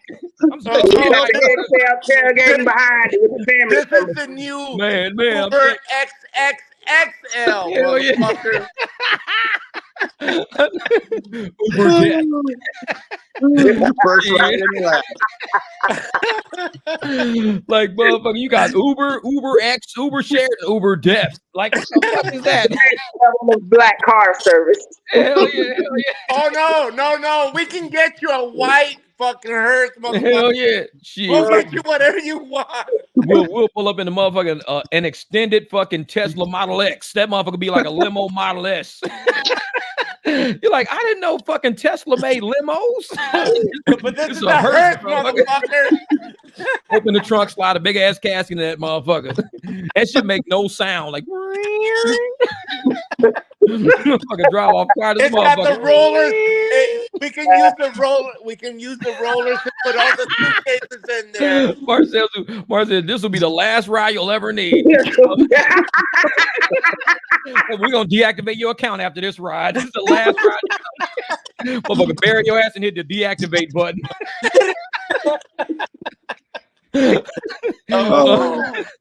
Motherfucker, whole fucking man, that shit's fucked up, man. That's fucking. He said black, white, and silver cats, man. We be out this shit doing some crazy shit.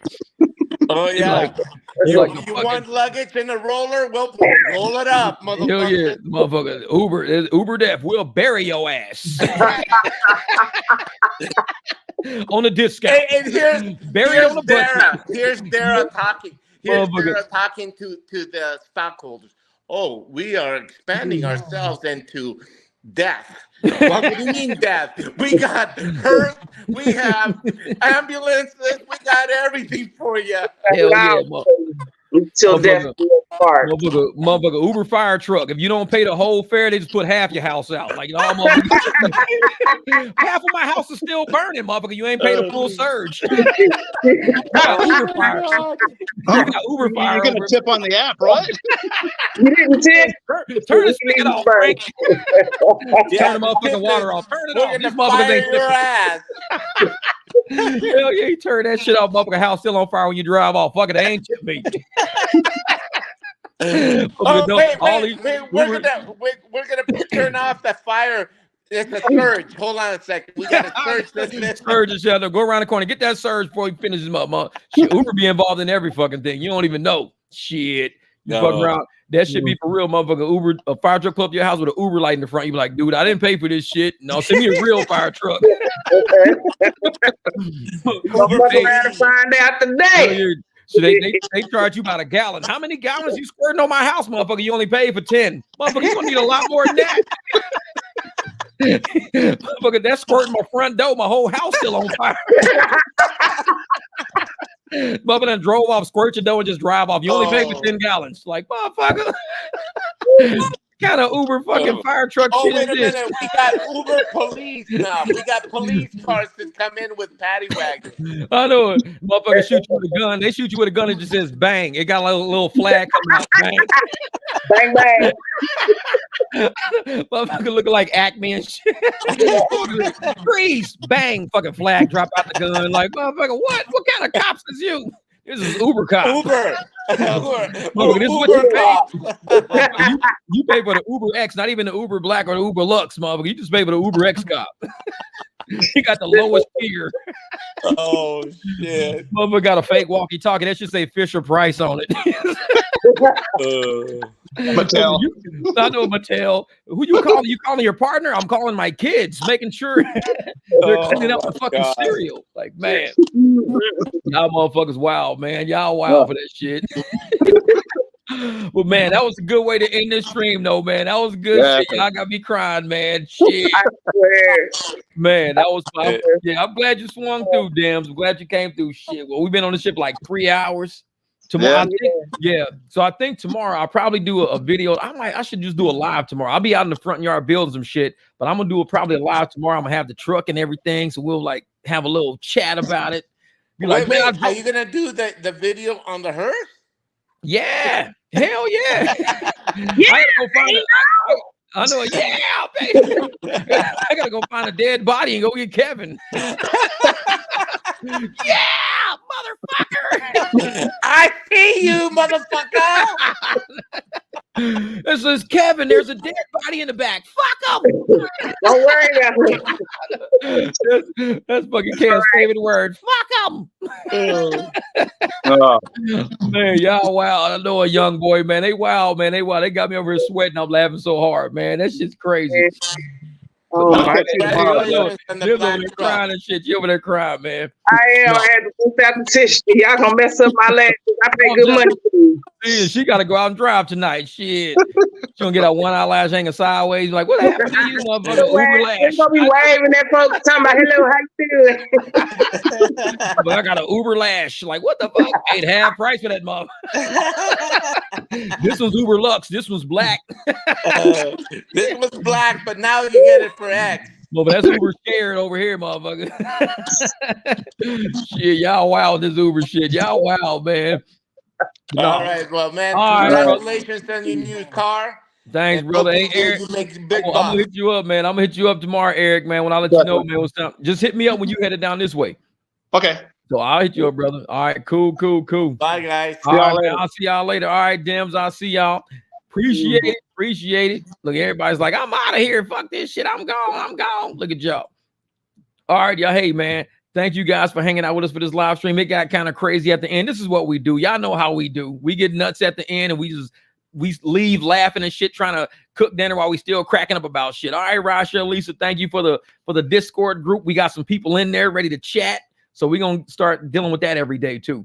But like I said, hey, man, when you guys are out there driving, make sure you capitalize on any opportunity you can. A lot of riders do want to get places. They do want to ride. You got short rides, medium rides. You feel comfortable with your driving. Hey, negotiate a price. See what happens. You never know. You might fuck around, be like, man, I got $40 instead of $13. This feeling good now. Do that 10 times instead of 130. You mess around and get 400. 400 to 130 is $270 difference. That $270, do that shit every week. 4 weeks at $270. Trust me, you over $1,000 just doing cash rides, and that's an extra $1,000 every month from just doing cash rides. Try that shit. Oh, the Discord is, I haven't looked at the Discord yet. It's Rideshare Lisa is the Discord group. It says Rideshare Lisa, but it says hashtag hum-rideshare. So we're going to be on that. Lisa, she has the actual Discord group, and we're just kind of like piggybacking hers. We're a room inside of her group because her group is already up and running like a well-oiled machine. We don't want to have to recreate a whole new group. So we're like a little channel on her group already. There it is right there. That's her Discord right there. So once you in there, you find out where the Hum Rideshare room is, and that's where we'll be discussing a lot of rideshare stuff right there. She's all catering. So they do catering and a lot of delivery on her side. So if you want to learn something about catering, I'm telling you, they do some banging rides in there. They do some banging catering orders. And you can learn, like, even being a driver, I look at that shit and I'm like, man, I think I'm in the wrong business. I need to be catering. Y'all be doing all right. But hey, thank you guys for participating in this stream. Man, much love, much respect. Hopefully I got some good content for y'all tomorrow. Let's see what I can do. Eric, he gonna come down here and pick me up, and from there, the rest is history. It's time to start doing Lyft Black.